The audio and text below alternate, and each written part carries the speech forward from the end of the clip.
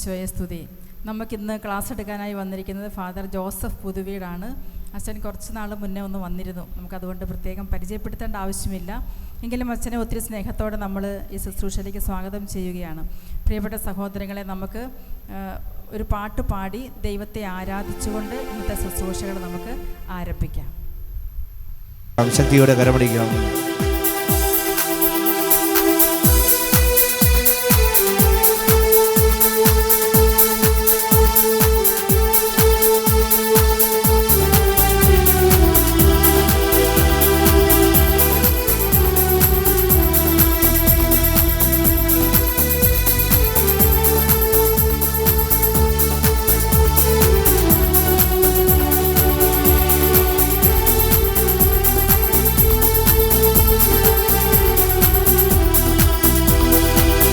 കാല അഭിഷേകം സകല ജനത്തിന്മേലും കൊയ്ത്തുകാല സമയമല്ലോ, ആത്മാവിൽ നിറയ്ക്കണമേ.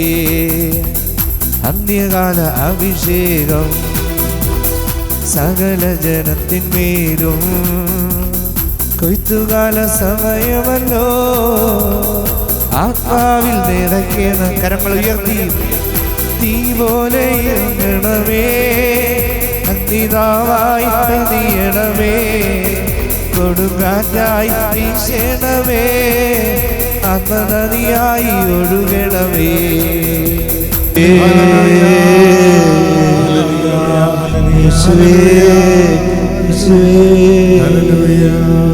കൈകൾ നെഞ്ചോടൊന്ന് ചേർത്ത് പിടിക്കാം. പരിശുദ്ധാത്മാവ് ഈശോ പിതാവിൻ്റെ പക്കൽ നിന്ന് നമുക്ക് വാങ്ങിത്തന്ന എല്ലാ വാഗ്ദാനങ്ങളുടെയും പൂർണ്ണ രൂപമാണ്. ഞാൻ പിതാവിൻ്റെ പക്കൽ നിന്ന് അയക്കുന്ന സഹായകനായ പരിശുദ്ധാത്മാവ്. യോഹന്നാന്റെ സുവിശേഷത്തിൽ ഈശോ പരിശുദ്ധാത്മാവിനെ കുറിച്ച് പറയുന്ന വാക്യം എത്ര മനോഹരമാണ്. പിതാവിൻ്റെ പക്കൽ നിന്നും അയക്കുന്ന സഹായകൻ. നമ്മളെ സഹായിക്കാനാണ് പരിശുദ്ധാത്മാവ്. നമ്മുടെ ബലഹീനതകൾ കാരണം, നമ്മുടെ കുറവുകൾ കാരണം നമുക്ക് പൂർണ്ണമായ രീതിയിൽ ദൈവത്തെ ആരാധിക്കാൻ പറ്റാതെ വരുമ്പോൾ, പൂർണ്ണമായ അനുസരണം സാധിക്കാതെ വരുമ്പോൾ, പൂർണ്ണ വിശുദ്ധി സാധിക്കാതെ വരുമ്പോൾ നമ്മളെ സഹായിക്കാൻ ഒരു പരിശുദ്ധാത്മാവുണ്ട്. പരിശുദ്ധാത്മാവിനെ കൂടാതെ നിങ്ങൾക്കൊന്നും ചെയ്യാൻ സാധിക്കത്തില്ല. പരിശുദ്ധാത്മാവേ, വചനം ഞങ്ങൾക്ക് മനസ്സിലാക്കാൻ ഈശോ പറയുന്നത് ഇപ്രകാരമാണ്: ഞാൻ പോയി കഴിയുമ്പോൾ സഹായകനായ പരിശുദ്ധാത്മാവ് വരും, അവൻ എല്ലാ കാര്യങ്ങളും നിങ്ങളെ പഠിപ്പിക്കും, ഞാൻ പഠിപ്പിച്ചത് നിങ്ങളെ ഓർമ്മിപ്പിക്കും. പരിശുദ്ധാത്മാവാണ് എല്ലാം ഓർമ്മപ്പെടുത്തുന്നത്. പരിശുദ്ധാത്മാവാണ് എല്ലാം പൂർണ്ണമായും പഠിപ്പിക്കുന്നത്. ഈശോയെ, നീ നേടിത്തന്ന ആത്മാവിനെ ഒരിക്കലും നഷ്ടമാകാതെ സൂക്ഷിക്കാൻ ഞങ്ങൾക്ക് കൃപ തരണമേ. പരിശുദ്ധ അമ്മേ മാതാവേ, പരിശുദ്ധാത്മാവിനാൽ നിറയാൻ പരിശുദ്ധാത്മാവിന് ഏറെ പ്രിയപ്പെട്ട പരിശുദ്ധ കന്യാമറിയമേ, ഞങ്ങൾക്ക് വേണ്ടി പരിശുദ്ധാത്മാവിനോട് പ്രാർത്ഥിക്കണമേ. നന്മ നിറഞ്ഞ മറിയമേ സ്വസ്തി, കർത്താവ് അങ്ങയുടെ കൂടെ സ്ത്രീകൾ അങ്ങ് അനുഗ്രഹിക്കപ്പെട്ടവളാകുന്നു, ഹൃദയത്തിന് ഫലമായി ഈശോ അനുഗ്രഹിക്കപ്പെട്ടവനാകുന്നു. പരിശുദ്ധ മറിയമേ തമ്പുരാന്റെയുമേ, പാപികളായ ഞങ്ങൾക്ക് വേണ്ടി ഇപ്പോഴും ഞങ്ങളുടെ മരണസമയത്തും തമ്പുരാനോട് അപേക്ഷിക്കണമേ. ആമേൻ. പിതാവിനും പുത്രനും പരിശുദ്ധാത്മാവിനും സ്തുതി, ആദിയിലെ പോലെ ഇപ്പോഴും എപ്പോഴും എന്നേക്കും. ആമേൻ. ഈശോമിശിഹായ്ക്ക് സ്തുതിയായിരിക്കട്ടെ. നമുക്കറിയാം, ഈ ലോകം മുഴുവൻ കാത്തിരുന്ന വലിയ സന്തോഷത്തിൻ്റെ വാർത്തയായിരുന്നു ഈശോയുടെ ജനനം. ജനനം എന്നുള്ള വാക്ക്, അല്ലെങ്കിൽ ഈശോ മനുഷ്യനായി അവതാരം ചെയ്തു എന്നുള്ള വാക്ക് നമ്മളെപ്പോഴും മനസ്സിൽ ഓർമ്മിക്കണം. അത് പുതിയ നിയമത്തിൽ മാത്രമായിട്ടുള്ളൊരു വാക്കല്ല. പഴയ നിയമം തൊട്ടേ നമ്മൾ ശ്രദ്ധിക്കണം. പഴയ നിയമം തുടങ്ങുന്നത് എങ്ങനെയാണ്? നിങ്ങൾ വചനപ്രഘോഷത്തിനായിട്ട് വരുന്നവരാണെന്ന് അച്ഛനറിയാം, അത് കേൾക്കാൻ വരുന്നവരാണെന്നറിയാം. 2 ചെവി ഉണ്ടെന്നല്ലാതെ ബൈബിൾ കൊണ്ടുവരാത്തത് എന്താണ്? ബൈബിൾ കൊണ്ടുവരാം. നിങ്ങൾ കൊണ്ടുവരുന്നത് ഇത്രയും നേരം ത്യാഗം എടുത്ത് വരുന്നതല്ലേ? വചനത്തിൽ നോക്കണം, നമ്മൾ എന്താണ് പറഞ്ഞേക്കുന്നതെന്ന് അറിയാൻ വേണ്ടിയിട്ടാണ്. വിശുദ്ധ ഗ്രന്ഥം തുടങ്ങുന്നത് എങ്ങനെയാണ്? ആദിയിൽ ദൈവം ആകാശവും ഭൂമിയും സൃഷ്ടിച്ചു 2-ാം അധ്യായം ഒന്ന് വായിച്ചേ. 2-ാം അധ്യായത്തിൽ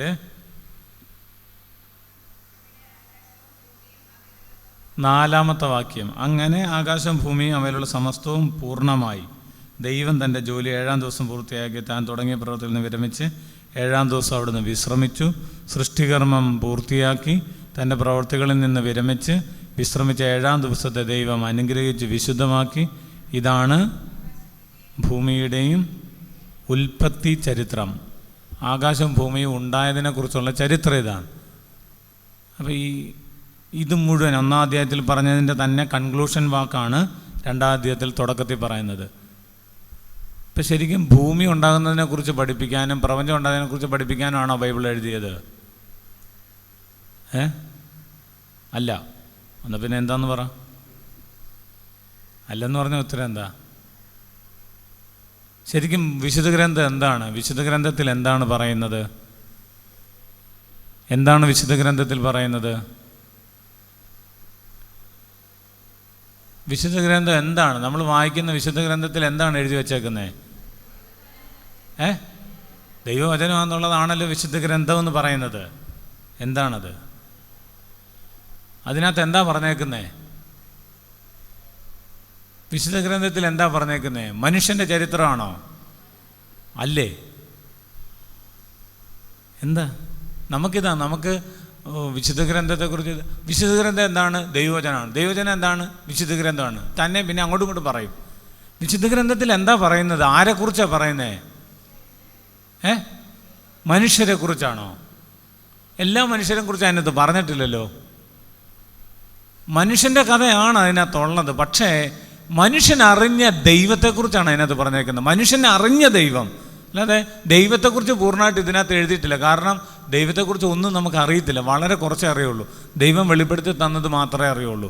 അത് പഴയ നിയമത്തിൽ 46 പുസ്തകങ്ങളും ദൈവത്തെക്കുറിച്ചല്ലേ പറയുന്നത്. ദൈവം മനുഷ്യനെ സൃഷ്ടിച്ചു. ആദിയിൽ ദൈവം മനുഷ്യനെ സൃഷ്ടിച്ചെന്നാണോ എഴുതിയത്? അല്ലെങ്കിൽ ആദിയിൽ മനുഷ്യൻ ഇങ്ങനെ ഉണ്ടായി, അല്ലെങ്കിൽ ആദിയിൽ മനുഷ്യൻ താമസിക്കേണ്ട ഭൂമി ദൈവം ഇങ്ങനെ ഉണ്ടാക്കി എന്നൊന്നും അല്ല പറഞ്ഞേക്കുന്നത്. എന്താ? ആദിയിൽ ദൈവം. ദൈവം, അതാണ് പ്രധാനപ്പെട്ട വാക്ക്. ദൈവത്തെ മനസ്സിലാക്കിയ, ദൈവം ആരാണെന്ന് മനസ്സിലാക്കിയവരെഴുതി വച്ചേക്കുന്നതാണിത്. അപ്പം ദൈവത്തെ മനസ്സിലാക്കാൻ അതാണ് ചെയ്യേണ്ടത്. ദൈവത്തെ മനസ്സിലാക്കാൻ ഈ ബൈബിൾ വായിക്കണം. അപ്പം ഈ ദൈവത്തെക്കുറിച്ച് ഇതിനകത്ത് ഒത്തിരി കാര്യങ്ങൾ പറഞ്ഞിട്ടുണ്ട്. ദൈവമാണ് എല്ലാം സൃഷ്ടിച്ചത്, ദൈവം എങ്ങനെയാണ് സൃഷ്ടിച്ചത്, ദൈവം എങ്ങനെയാണ് ഈ സൃഷ്ടി പ്രശ്നം ഉണ്ടായപ്പോൾ ഇടപെട്ടത്, അങ്ങനെ ദൈവം ഇടപെട്ട കാര്യങ്ങളാണ്. ദൈവം എങ്ങനെയാണ് ഇത് ശരിയാക്കാൻ നോക്കുന്നത്, ദൈവം എങ്ങനെയാണ് തൻ്റെ ജനത്തിൻ്റെ പിന്നാലെ നടക്കുന്നത്, ദൈവം എങ്ങനെയാണ് ഈ സൃഷ്ടികർമ്മത്തിൽ മനുഷ്യനെ എങ്ങനെയാണ് സൃഷ്ടിച്ചത്, മറ്റു സൃഷ്ടികളിൽ നിന്ന് മനുഷ്യൻ എങ്ങനെയാണ് വ്യത്യസ്തന്, ദൈവം എങ്ങനെയാണ് ഈ സൃഷ്ടികർമ്മത്തിൽ മനുഷ്യൻ ഇതെല്ലാം കുളവാക്കിയപ്പോൾ ദൈവം എങ്ങനെയാണ് അത് ശരിയാക്കിയത്. അങ്ങനെ ദൈവമാണ് റിപ്പീറ്റിങ്. അബ്രാഹവും സാറയും ഒക്കെ ഉൽപ്പത്തിയിൽ തീർന്ന്, പിന്നെ അവരില്ല. അബ്രാഹോ, ഇസ്ഹാക്ക്, യാക്കോബൊക്കെ കഴിഞ്ഞു. പിന്നെ മോശ വരുന്നു, ജോഷുവ വരുന്നു, അഹ്റോൻ വരുന്നു, ദാവീദ് വരുന്നു, സാമുവേൽ വരുന്നു, സാവൂൾ, അങ്ങനെ എല്ലാവരും മാറിക്കൊണ്ടിരിക്കും. മാറാതെ നിൽക്കുന്ന ആളാരാ?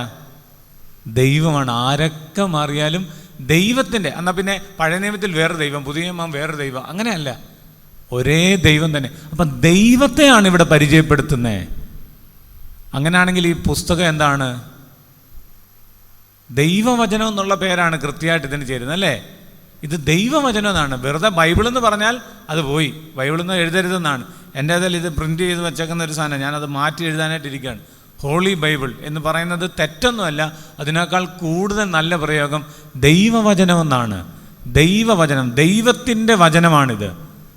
ദൈവത്തിൻ്റെ വചനം, വചനം എന്ന് പറയുമ്പോൾ ഈശോ എന്ന് നമുക്കറിയാം, അതവിടെ നിൽക്കട്ടെ. അപ്പോൾ ഈ ഉൽപ്പത്തി എന്ന് പറയുന്നത്, വിശുദ്ധ ഗ്രന്ഥത്തെ, ഉൽപ്പത്തി പുസ്തകത്തെക്കുറിച്ച് പറയുന്നത് വിശുദ്ധ ഗ്രന്ഥത്തിൻ്റെ മുഴുവനുമുള്ള, വിശുദ്ധ ഗ്രന്ഥത്തെ മുഴുവനെ ഉൽപ്പത്തി പുസ്തകത്തിൽ പറഞ്ഞിട്ടുണ്ട്. വിശുദ്ധ ഗ്രന്ഥത്തിലെ മുഴുവൻ തീമും ഇതിനകത്ത് പറഞ്ഞിട്ടുണ്ട്. ഇതിനകത്തു നിന്നുള്ളതേ പുതിയ നിയമത്തിൽ പോലും പറഞ്ഞു തീർത്തിട്ടുള്ളൂ. ഇതിനകത്ത് എല്ലാ കാര്യങ്ങളും, ഏകദേശം എല്ലാ കാര്യങ്ങളും ഇതിനകത്ത് ഇൻക്ലൂഡ് ചെയ്തിട്ടുണ്ട്. ഉൽപ്പത്തി പുസ്തകത്തിൽ തന്നെ രക്ഷകനെ വാഗ്ദാനം ചെയ്തു, അല്ലേ? ഉൽപ്പത്തി പുസ്തകത്തിൽ വെച്ച് തന്നെ രക്ഷകനെ വാഗ്ദാനം ചെയ്തു. അപ്പോൾ ഈ പുസ്തകം മുഴുവൻ ദൈവവചനത്തിൻ്റെ മുഴുവനുമായിട്ടുള്ള ഒരു ഇൻട്രൊഡക്ഷനാണ് ഉൽപ്പത്തി പുസ്തകം എന്ന് പറയും. നിങ്ങൾ ഒരു മുരിങ്ങക്കോൽ ഒന്നോടെ കൊണ്ടുപോയി പാത്രത്തിലിട്ട് വേവിക്കുമോ? ഇല്ല, കഷ്ണം കഷ്ണമാക്കി ഇടണം. ചിലരത് കീറിയിട്ടും കൂടി ഇടും. കാരണം അല്ലേ, അങ്ങനെ ഇട്ട കറിയില്ലേ, കഷ്ണമായിട്ട് തന്നെയാണ് ഇടുന്നത്. ചിലത് കീറി പൊളന്നിടണം, എന്നാലേ അതിൻ്റെ ടേസ്റ്റ് കിട്ടുകയുള്ളൂ. മാങ്ങ ഒന്നോടെ ഇട്ടിട്ട് മാങ്ങാക്കറി ഉണ്ടാക്കാൻ പറ്റുമോ? ഇല്ലെന്ന് വെറുതെ പറയരുത്. ഉപ്പിലിട്ട മാങ്ങ ഒന്നോടെ ഇട്ടാലും മതി. അച്ഛൻ അതും അറിയാവോ? അതുകൊണ്ട് അല്ലാത്തപ്പോൾ നമ്മൾ കീറി എന്ന് പറഞ്ഞാൽ നമ്മൾ ഈ വചനത്തെ മുഴുവനായിട്ട് ഇങ്ങനെ വായിച്ചുകൊണ്ടിരിക്കുന്ന അല്ലാതെ ഓരോ സെന്റൻസിനകത്ത് എന്നാന്ന് അറിയില്ല. ഔസേപ്പ് പോകാൻ പ്രധാനപ്പെട്ട കാരണം എന്നാ? ഔസേപ്പ് ദാവീദിന്റെ 2 വാക്കുണ്ട്, ചുമ്മാ ഒറ്റ വാക്കി തീർക്കരുത്. ദാവീദിന്റെ കുടുംബത്തിലും വംശത്തിലുമാണ്. ദാവീദിന്റെ വംശം മാത്രമല്ലെന്ന്, ദാവീദിന്റെ കുടുംബം എന്ന് പറഞ്ഞാൽ ഔസേപ്പിന്റെ കുടുംബം ഏതാണ്? രാജകുടുംബമാണ്. രാജകുടുംബത്തിൽ ജനിക്കുന്നവരാരാ? നിങ്ങൾക്ക് തന്നെ പറയാൻ നാണം. രാജാക്കന്മാർ, രാജാവാണ് ഈ മനുഷ്യൻ. നമ്മൾ ആശാരിയാണെന്ന് വെറുതെ ഇങ്ങനെ ഉളിയും കൊട്ടുകൂടി തെറ്റൊന്നുമില്ല, കൃത്യമായിട്ട് പറഞ്ഞു തരാം. നമ്മുടെ നാട്ടിലുണ്ടോ രാജാക്കന്മാർ? ഇപ്പം നമ്മുടെ നാട്ടിൽ എന്നാ ഭരണമാ? രാജഭരണമാണോ? നിങ്ങൾക്ക് അങ്ങനെ തോന്നും. അങ്ങനെ അല്ല, ഇവിടെ അത് ചിലർക്ക് തോന്നുമായിരിക്കും രാജഭരണമാണോ എന്നൊക്കെ. അല്ലല്ല, ജനാധിപത്യമാണ്. രാജഭരണം അല്ലെങ്കിൽ ഇപ്പം നമ്മുടെ നാട്ടിൽ രാജഭരണം ഉണ്ടോ? പക്ഷെ നമ്മുടെ നാട്ടിൽ രാജാക്കന്മാരുണ്ടോ? ഉണ്ട്. നമ്മുടെ ഇടുക്കിയിലൊരു കാടില്ലേ, അവിടെ ഒരു ആദിവാസി ഊരിലൊരു രാജാവുണ്ട്. അതുമാത്രമല്ല, തിരുവനന്തപുരത്തുണ്ട് രാജകുടുംബം. അവിടെ രാജാവിൻ്റെ കുടുംബത്തിൽപ്പെട്ടവരൊക്കെ ഉണ്ട്. അവരെന്നെ വിളിക്കുന്നത് തമ്പുരാട്ടിയും അല്ലേ, അങ്ങനെയൊക്കെ വിളിക്കും. പക്ഷെ അവർക്ക് ഭരണമുണ്ടോ? അവരെന്നാ ചെയ്യുന്നേ? ജോലി ചെയ്യുമോ അവർ? ഇല്ല. രാജകുടുംബത്തിലെ സ്വത്തെല്ലാം വിറ്റ് ജീവിക്കുകയാണ് അവർ. അവരെ കൊണ്ട് പറ്റുന്ന ജോലി അവർ ചെയ്യും. സർക്കാർ ഓഫീസിൽ പോലും വേണം ജോലി ചെയ്യാം. ചെയ്തില്ലേ? കാരണം എന്നാ? അവരെന്നെ ഇപ്പം ഭരിക്കാത്തത് രാജഭരണം അല്ലാത്തത് കൊണ്ട്. അതുപോലെ ഔസേപ്പിൻ്റെ കാലഘട്ടത്തിൽ അവിടെ റോമാക്കാർ ഭരണം നടത്തുന്നത് കൊണ്ട് ഔസേപ്പ് രാജാവല്ല. അല്ലെങ്കിൽ ആരാണ് ഔസേപ്പ്? രാജാവാണ്. വെറും രാജവംശമല്ല, രാജകുടുംബമാണ്. ഔസേപ്പിനെ കുറിച്ച് മത്തായിയുടെ സുവിശേഷത്തിൽ നമ്മൾ ഈ വംശാവലിയാണല്ലോ ആദ്യം പറയുന്നത്. ദാവീദിൻ്റെ വംശത്തിൽ രാജാക്കന്മാരുടെ പേരെ പറഞ്ഞിട്ടുള്ളൂ, എല്ലാവരുടെയും പേരൊന്നും പറഞ്ഞിട്ടില്ല. 14 വീതം പറയത്തില്ലേ? രാജാക്കന്മാരുടെ പേരെ പറഞ്ഞിട്ടുള്ളൂ. അതിൽ അവസാനത്തെ കണ്ണിയാണ് ഔസേപ്പ്. രാജഭരണം അല്ലാഞ്ഞതുകൊണ്ട് പുള്ളിക്ക് നമ്മളെപ്പോലെ ഇങ്ങനെ വെറുതെ വീട്ടിലെ കാശ് വിറ്റ് ജീവിക്കുന്ന ചില ആണുങ്ങളെ കണ്ടിട്ടില്ലേ? വല്യപ്പൻ്റെ കാശുണ്ടായിരുന്നു, ആ കാശ് വിറ്റിങ്ങനെ ജീവിക്കും. രാവിലെ ഇങ്ങനെ ഇരിക്കും, ഉച്ചയ്ക്ക് ചോറിനും, പിന്നെ ഉച്ച കഴിഞ്ഞ് കിടന്ന് ഉറങ്ങും. അത് തന്നെ. പുള്ളി അങ്ങനെ ഇരിക്കുന്ന മനുഷ്യനല്ല. രാജകുടുംബമാണെന്ന് പറഞ്ഞ് പുള്ളി വെറുതെ ഇരിക്കത്തില്ല. കർത്താവ് പറഞ്ഞിട്ടുള്ളതാണ്, അധ്വാനിക്കാത്തവൻ ഭക്ഷിക്കാതിരിക്കട്ടെ. അതുകൊണ്ട് അധ്വാനിക്കും. അതുകൊണ്ട് ജോലി ചെയ്ത് ജീവിച്ച മനുഷ്യനാണ്. പക്ഷേ രാജകുടുംബത്തിൽ പിറന്നവർക്ക് ഒരു പ്രത്യേകത ഉണ്ടായിരിക്കും. എന്താ? അണ്ണാൻ അങ്ങനെ ഒരു സാധനമില്ലേ? അതിൻ്റെ ഒരു പഴഞ്ചൊല്ലുണ്ടല്ലോ, അണ്ണാൻ മെലിഞ്ഞാലും നീന്താൻ മറക്കും. അങ്ങനെയാണോ? നീന്താനല്ല, മരം കയറ്റം മറക്കത്തില്ല എന്ന് പറഞ്ഞു കഴിഞ്ഞാൽ നേച്ചറില്ലേ, നമ്മുടെ സ്വഭാവം ഏത് കുടുംബത്തിലാണെന്നുള്ളത് അത് പോകത്തില്ല. ഔസേപ്പ് രാജാവായിട്ട് ജോലി ചെയ്ത് രാജാവായിട്ടല്ല ജീവിച്ചതെങ്കിലും രാജവംശത്തിലും കുടുംബത്തിലും പറഞ്ഞുകൊണ്ട് ആ റോയൽ നേച്ചർ പുള്ളിക്കുണ്ട്. പുള്ളി പറഞ്ഞു, മറിയം രാജകൽപ്പനയാണ്, നമ്മളൊരു കൽപ്പന പ്രഖ്യാപിക്കുമ്പോൾ അതനുസരിക്കണം അല്ലേ? മറിയം പറഞ്ഞു, ഞാൻ 9 മാസം, അതിനെന്നെ ഞാനില്ല കൂടെ, നമുക്ക് പോകാമെന്നേ, ദൈവത്തിൻ്റെ പദ്ധതി ആയിരിക്കും ഇതും എന്ന് പറഞ്ഞാൽ പോയത്. എന്ന് പറഞ്ഞാൽ ഈശോ ദാവീദിൻ്റെ വംശത്തിൽ പിറന്നവനാകാനും ബേത്ലഹേമിൽ ജനിക്കാനും കാരണം എന്നാ? ഇനി കൃത്യം പറ.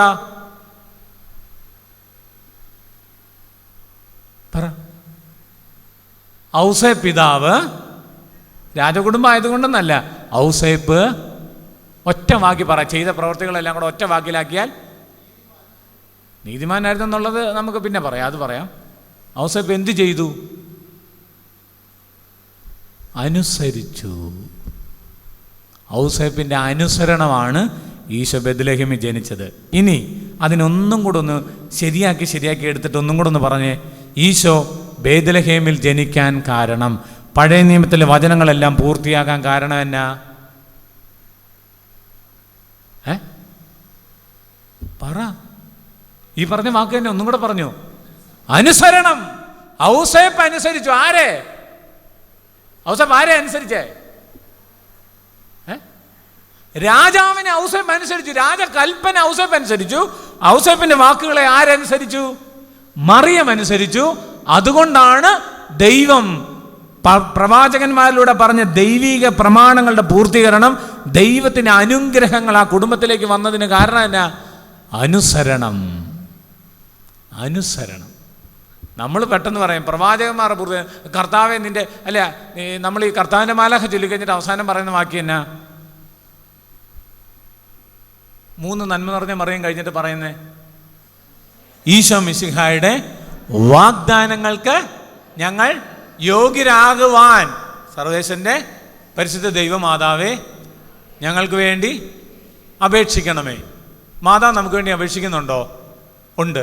എന്നിട്ട് നിങ്ങൾക്ക് എന്താ ഈശോ മിശിഹായുടെ വാഗ്ദാനം കിട്ടാത്തത്?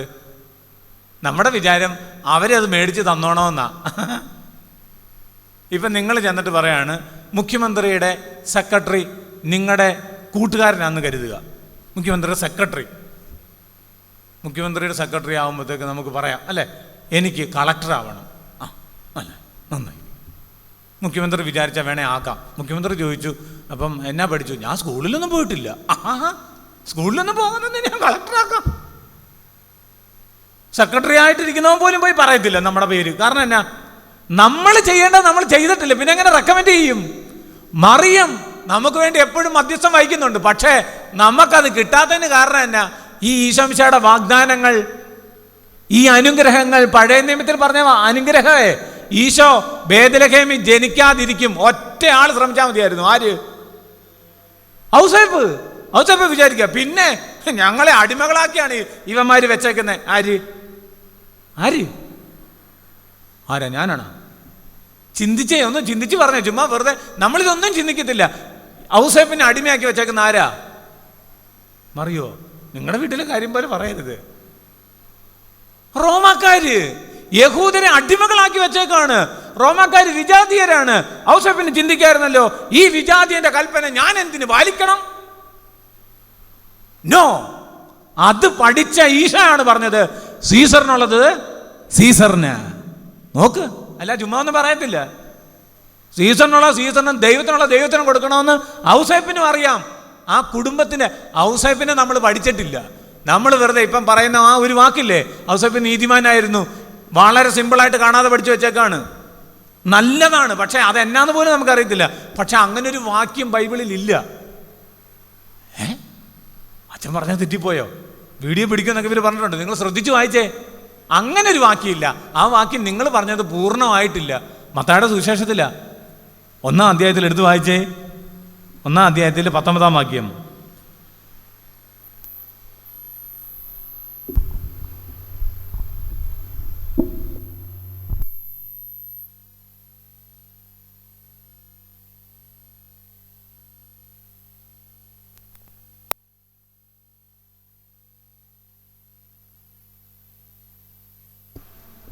അവളുടെ ഭർത്താവായ ജോസഫ് നീതിമാനാകയാലും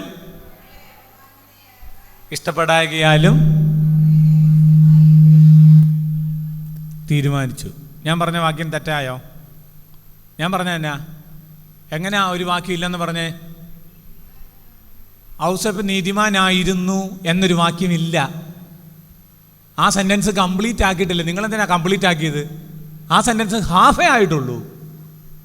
പകുതിയാണ് നിങ്ങൾ പറഞ്ഞു. അങ്ങനെയല്ല, എല്ലാത്തിൻ്റെയും പകുതിയെ വീട്ടിൽ ചെന്ന് പറയുള്ളൂ. ഒരച്ഛനുണ്ടായിരുന്നു, ചുമ്മാ കഥ പറഞ്ഞുകൊണ്ടിരിക്കുകയായിരുന്നു, വേറെന്തെല്ലാം ഞാൻ പറഞ്ഞു, അതൊന്നും കേട്ടിട്ടില്ല. അങ്ങനെയും വേണം പറയാം അല്ലേ? പകുതിയെ നിങ്ങൾ പറയത്തുള്ളൂ. അച്ഛൻ എന്നെ എടാന്ന് വിളിച്ചു, ശരിയാ, എടാ മോനെ എന്നാ വിളിച്ചത്, മോനെന്നുള്ള കേട്ടില്ല. അപ്പം മൈക്ക് ഓഫ് ആയി. എടാ മോനെ, എടാ മോനെ, അത് കേൾക്കത്തില്ല. നമ്മൾ പകുതിയെ കേൾക്കുന്നുള്ളൂ. ഇവിടെ അങ്ങനെയാ. ഔസേപ്പ് നീതിമാനാകയാലും, അടുത്തതോ ഔസേപ്പിന് അപ്പം 2 സ്വഭാവ. ഒന്ന്, ഔസേപ്പ് നീതിമാനാണ്. പിന്നെ രണ്ടാമത്തെ ഔസേപ്പിന്റെ സ്വഭാവമാണ്. വായിക്കത്, അവളെ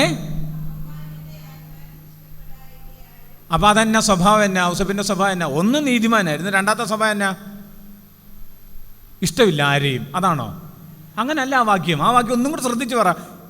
അവളെ അപമാനിതയാക്കാൻ ഇഷ്ടമില്ല എന്ന് പറഞ്ഞാൽ ആരെയും അപമാനിക്കത്തില്ല. ചില നീതിമാന്മാരുണ്ട് നമ്മുടെ ഇടയിലും. എന്താ? ഞാൻ നീതിമാനാണ്, ഞാൻ തെറ്റുണ്ട്, അപ്പം തന്നെ വിളിച്ചു പറയും. അച്ഛൻ പറയുന്നൊന്നും ശരിയല്ല. അങ്ങനെ വെട്ടിത്തുറന്ന് പറയരുത്. അത് ഒരാളെ അപമാനിക്കലാണ്. പറയേണ്ടിടത്ത് പോയി പറയണം. നിന്റെ സഹോദരൻ തെറ്റ് ചെയ്യുമ്പോൾ നീയും അവനും പബ്ലിക്കിൽ ഇരിക്കുമ്പോൾ വാട്സപ്പിൽ ലൈവ് ഇടണം. അങ്ങനെയാണോ പറഞ്ഞത്? ചിലരങ്ങനെ ചെയ്യുന്ന പച്ചക്കങ്ങ് ഇട്ട് കളയും. No, that is not just way. ഒരാളെ അപമാനിക്കുകയാണ്. ഔസേപ്പിന്റെ സ്വഭാവമാണത്. ഔസേപ്പിനെ വെറുതെ നീതിമാൻ. ആരാ നീതിമാൻ അല്ലാത്ത? നമ്മളെല്ലാവരും നീതിമാന്മാരാ. ഞാൻ നീതിമാൻ, ഞാനൊരു ഉറുമ്പിനെ പോലും നോവിച്ചിട്ടില്ല. പക്ഷെ വാ തുറന്നാൽ ആരെക്കുറിച്ച് നല്ലത് പറയത്തില്ല. അങ്ങനെയുള്ള ചില മനുഷ്യരുണ്ട്. ഔസേപ്പിനെ വെറുതെ നീതിമാൻ എന്ന് പറഞ്ഞങ്ങ് നമ്മളെ, ഔസേപ്പൻ നീതിമാനാണ്. പക്ഷെ നീതിമാനാകാൻ ദൈവം നീതിമാനാണോ അല്ലയോ? അല്ലേ? ദൈവം നീതിമാൻ മാത്രമാണോ? ദൈവം നീതിമാൻ മാത്രമാണെങ്കിൽ നമ്മളെല്ലാം നരകത്തിലാണ്. ദൈവം പിന്നെ എന്താണ്? അതാണ് ഔസേപ്പിൽ കിട്ടിയേക്കുന്നത്. ദൈവത്തിന്റെ ഈ ഡബിൾ നേച്ചർ ഔസേപ്പിന് കിട്ടിയിട്ടുണ്ട്. ദൈവം ആരെയും അപമാനിക്കത്തില്ല. ദൈവം എല്ലാവർക്കും കിട്ടാവുന്ന കൊടുക്കാവുന്ന അത്രയും ചാൻസ് കൊടുക്കും. അതേ സ്വഭാവമാണ്. The typical shadow of God the father. ദൈവപിതാവിന്റെ പക്ക നിഴലാണ് ഔസേപ്പ്. അതുകൊണ്ടാണ് ഈശോ ഈ മനുഷ്യനെ ഭൂമിയിൽ വെച്ച് എന്നാ വിളിച്ചു? വളർത്തച്ചാന്ന് വിളിച്ചോ? നമ്മളാണ് ആ മനുഷ്യനെ അങ്ങനെ വിളിക്കുന്നത്. ബൈബിളിൽ അങ്ങനെ ഒരു വാക്കിയില്ല. ഉണ്ടോ? ഔസേപ്പ് വളർത്ത പിതാവെന്ന്. അവന്റെ പിതാവായ ഔസേപ്പ്, നിന്റെ പിതാവും ഞാനും എന്ന് അമ്മ വരെ പറഞ്ഞല്ലോ. അല്ലേലും പെണ്ണല്ല പറയണ്ട ആരാ അപ്പനെന്ന്. അല്ലേ? നാട്ടുകാരാണോ? സർട്ടിഫിക്കറ്റിൽ എഴുതിയേക്കുന്ന ഒന്നും ചിലപ്പോൾ അപ്പനാവണമെന്നില്ല. ഇല്ല, അമ്മ പറയണം ആരാ അപ്പനെന്ന്. അമ്മ പറഞ്ഞല്ലോ, മറിയം പറഞ്ഞല്ലോ, നിന്റെ പിതാവും ഞാനും നിന്നെ അന്വേഷിക്കായിരുന്നു. നമ്മൾ വെറുതെ ഔസപിതാവിനെ അങ്ങനെ കുറച്ച് കാണരുത്. നമ്മുടെ വിചാരം എന്തോ വളർത്തു പിതാവെന്ന് പറഞ്ഞില്ലെങ്കിൽ എന്തോ തെറ്റിദ്ധരിക്കും. മാതാവിന് ഔസേപ്പിൽ അങ്ങനെ ഒന്നും ആരും ചിന്തിക്കണ്ട. അത് ഈ കുറ്റം കണ്ടുപിടിക്കാൻ നടക്കുന്നവരാണ്. ഔസേപ്പിനും മാതാവിനും വേറെ പിള്ളേരുണ്ടായോ അങ്ങനെ ശാഠ്യം പിടിച്ച് ചോദ്യം ചോദിക്കുന്നവരോട് ഞാൻ ഗതി കെട്ടിട്ട് അളമുട്ടിയപ്പോൾ എന്നെ നീർക്കോലിയും കടിക്കും, അങ്ങനെ ഒരു പ്രയോഗമില്ലേ എന്ന രീതി ഞാൻ ഒരെണ്ണം പറയാറുണ്ട്. അവിഹിതമല്ലല്ലോ ഔസേപ്പിന് മാതാവിൽ പിള്ളേരുണ്ടായെന്ന് പറഞ്ഞ് വിഷമിപ്പിക്കാൻ. ഭാര്യയല്ലേ? പിന്നെ എന്നെ ഇത്ര വർഷം നിങ്ങൾക്ക് ഈശോയുടെ ജനനത്തെ വിശ്വാസമാണെങ്കിൽ, ഈശോ ദൈവമാണ് നിങ്ങൾ വിശ്വസിക്കുന്നുണ്ടെങ്കിൽ ഔസേപ്പിനും മാതാവിനും വേറെ പിള്ളേരുണ്ടാവാൻ സാധ്യമല്ല. അതാണ് സത്യം. അല്ലാതെ ചർച്ച ചെയ്യുന്നതെല്ലാം ഔസേപ്പിനും മാതാവിനും വേറെ പിള്ളേരുണ്ടായെന്നുള്ളതിൽ നമ്മൾ സങ്കടപ്പെടേണ്ട കാര്യം പോലും അല്ല. അവർ കല്യാണം കഴിച്ചവരല്ലേ. മനസ്സിലായോ എന്നാന്ന്? ഇനിയിപ്പോൾ നിങ്ങൾ പോയി പറയരുത് അച്ഛൻ പറഞ്ഞ ഔസേപ്പിനും മാതാവിനും വേറെ പിള്ളേരുണ്ടായിട്ടുണ്ട്. അങ്ങനല്ല. അങ്ങനെ ചോദിക്കുന്നവർക്ക് വേണം അങ്ങനെ ഉത്തരം പറഞ്ഞു കൊടുക്കണം. നിങ്ങൾ ഇത്ര വിഷമിപ്പിക്കേണ്ട കാര്യമൊന്നും ഇല്ലല്ലോ. പുള്ളിയുടെ കല്യാണം കഴിച്ച ഭാര്യയാണ്, അല്ലാതെ ഒളിച്ചോടി പോയവരൊന്നും അല്ല. ഒരു വിവാഹ നിശ്ചയം കഴിഞ്ഞ എന്നാണ് തന്നെ ബൈബിൾ കൃത്യമായിട്ട് രണ്ടുപേരും പറഞ്ഞിട്ടുണ്ട്. മത്തായും പറഞ്ഞിട്ടുണ്ട്, ലൂക്കായും പറഞ്ഞിട്ടുണ്ട്, കൃത്യമായിട്ട് പറഞ്ഞിട്ടുണ്ട്. അപ്പോൾ ഈ ഔസേപ്പിനെ നമ്മളൊന്ന് നോക്കിക്കേ. ഔസേപ്പിൻ്റെ പ്രത്യേകത എന്നാണെന്നറിയോ? ഔസേപ്പ് ഈ സ്വഭാവം, ദൈവപിതാവിൻ്റെ സ്വഭാവമാണ് ഔസേപ്പിനുള്ളത്. ചുമ്മാതൊന്നും ഈശോ ഭൂമിയിൽ ഒരാളെ അപ്പാ എന്ന് വിളിക്കത്തില്ല. ഈശോ ഭൂമിയിൽ അബ്ബാ എന്ന് വിളിച്ച മനുഷ്യനാണ് ഈ നിൽക്കുന്ന ഔസേപ്പിതാവ്, തിരുക്കുടുംബത്തിൻ്റെ സംരക്ഷകൻ. നമ്മുടെയൊക്കെ മധ്യസ്ഥനായിട്ട് നിൽക്കുമ്പോൾ ഔസേപ്പ് ആരാണെന്ന് നമ്മൾ അറിയണം. അപ്പം നമ്മുടെ ജീവിതത്തിൽ നമ്മൾ ഓർക്കേണ്ട കാര്യം, ഔസേപ്പിൻ്റെ മറ്റൊരു ചിന്ത, നമ്മൾ ഈ മത്തായിയുടെ സുവിശേഷത്തിലേക്ക് വന്നേ, അവളുടെ ഭർത്താവായ ജോസഫ് നീതിമാനാകിയാലും അവളെ അപമാനിക്കാൻ ഇഷ്ടപ്പെടാകിയാലും. ഔസേപ്പിന് ആരെയും അപമാനിക്കുന്ന ഇഷ്ടമല്ല. നമ്മളൊന്ന് ചിന്തിക്കണം പ്രിയമുള്ളവരെ. നമ്മുടെ ഈ നാട്ടിലൊക്കെ നടക്കുന്ന പല ചർച്ചകളും പലരെയും അപമാനിക്കുവാണ്. സത്യം ഞങ്ങൾ പുറത്ത് കൊണ്ടുവരുമെന്ന് പറഞ്ഞു. സത്യം പുറത്തൊക്കെ കൊണ്ടുവരണം, അതൊക്കെ നമ്മൾ സമ്മതിക്കും. പക്ഷെ ആരെയും അപമാനിച്ചിട്ടല്ല സത്യം പുറത്ത് കൊണ്ടുവരേണ്ടത്.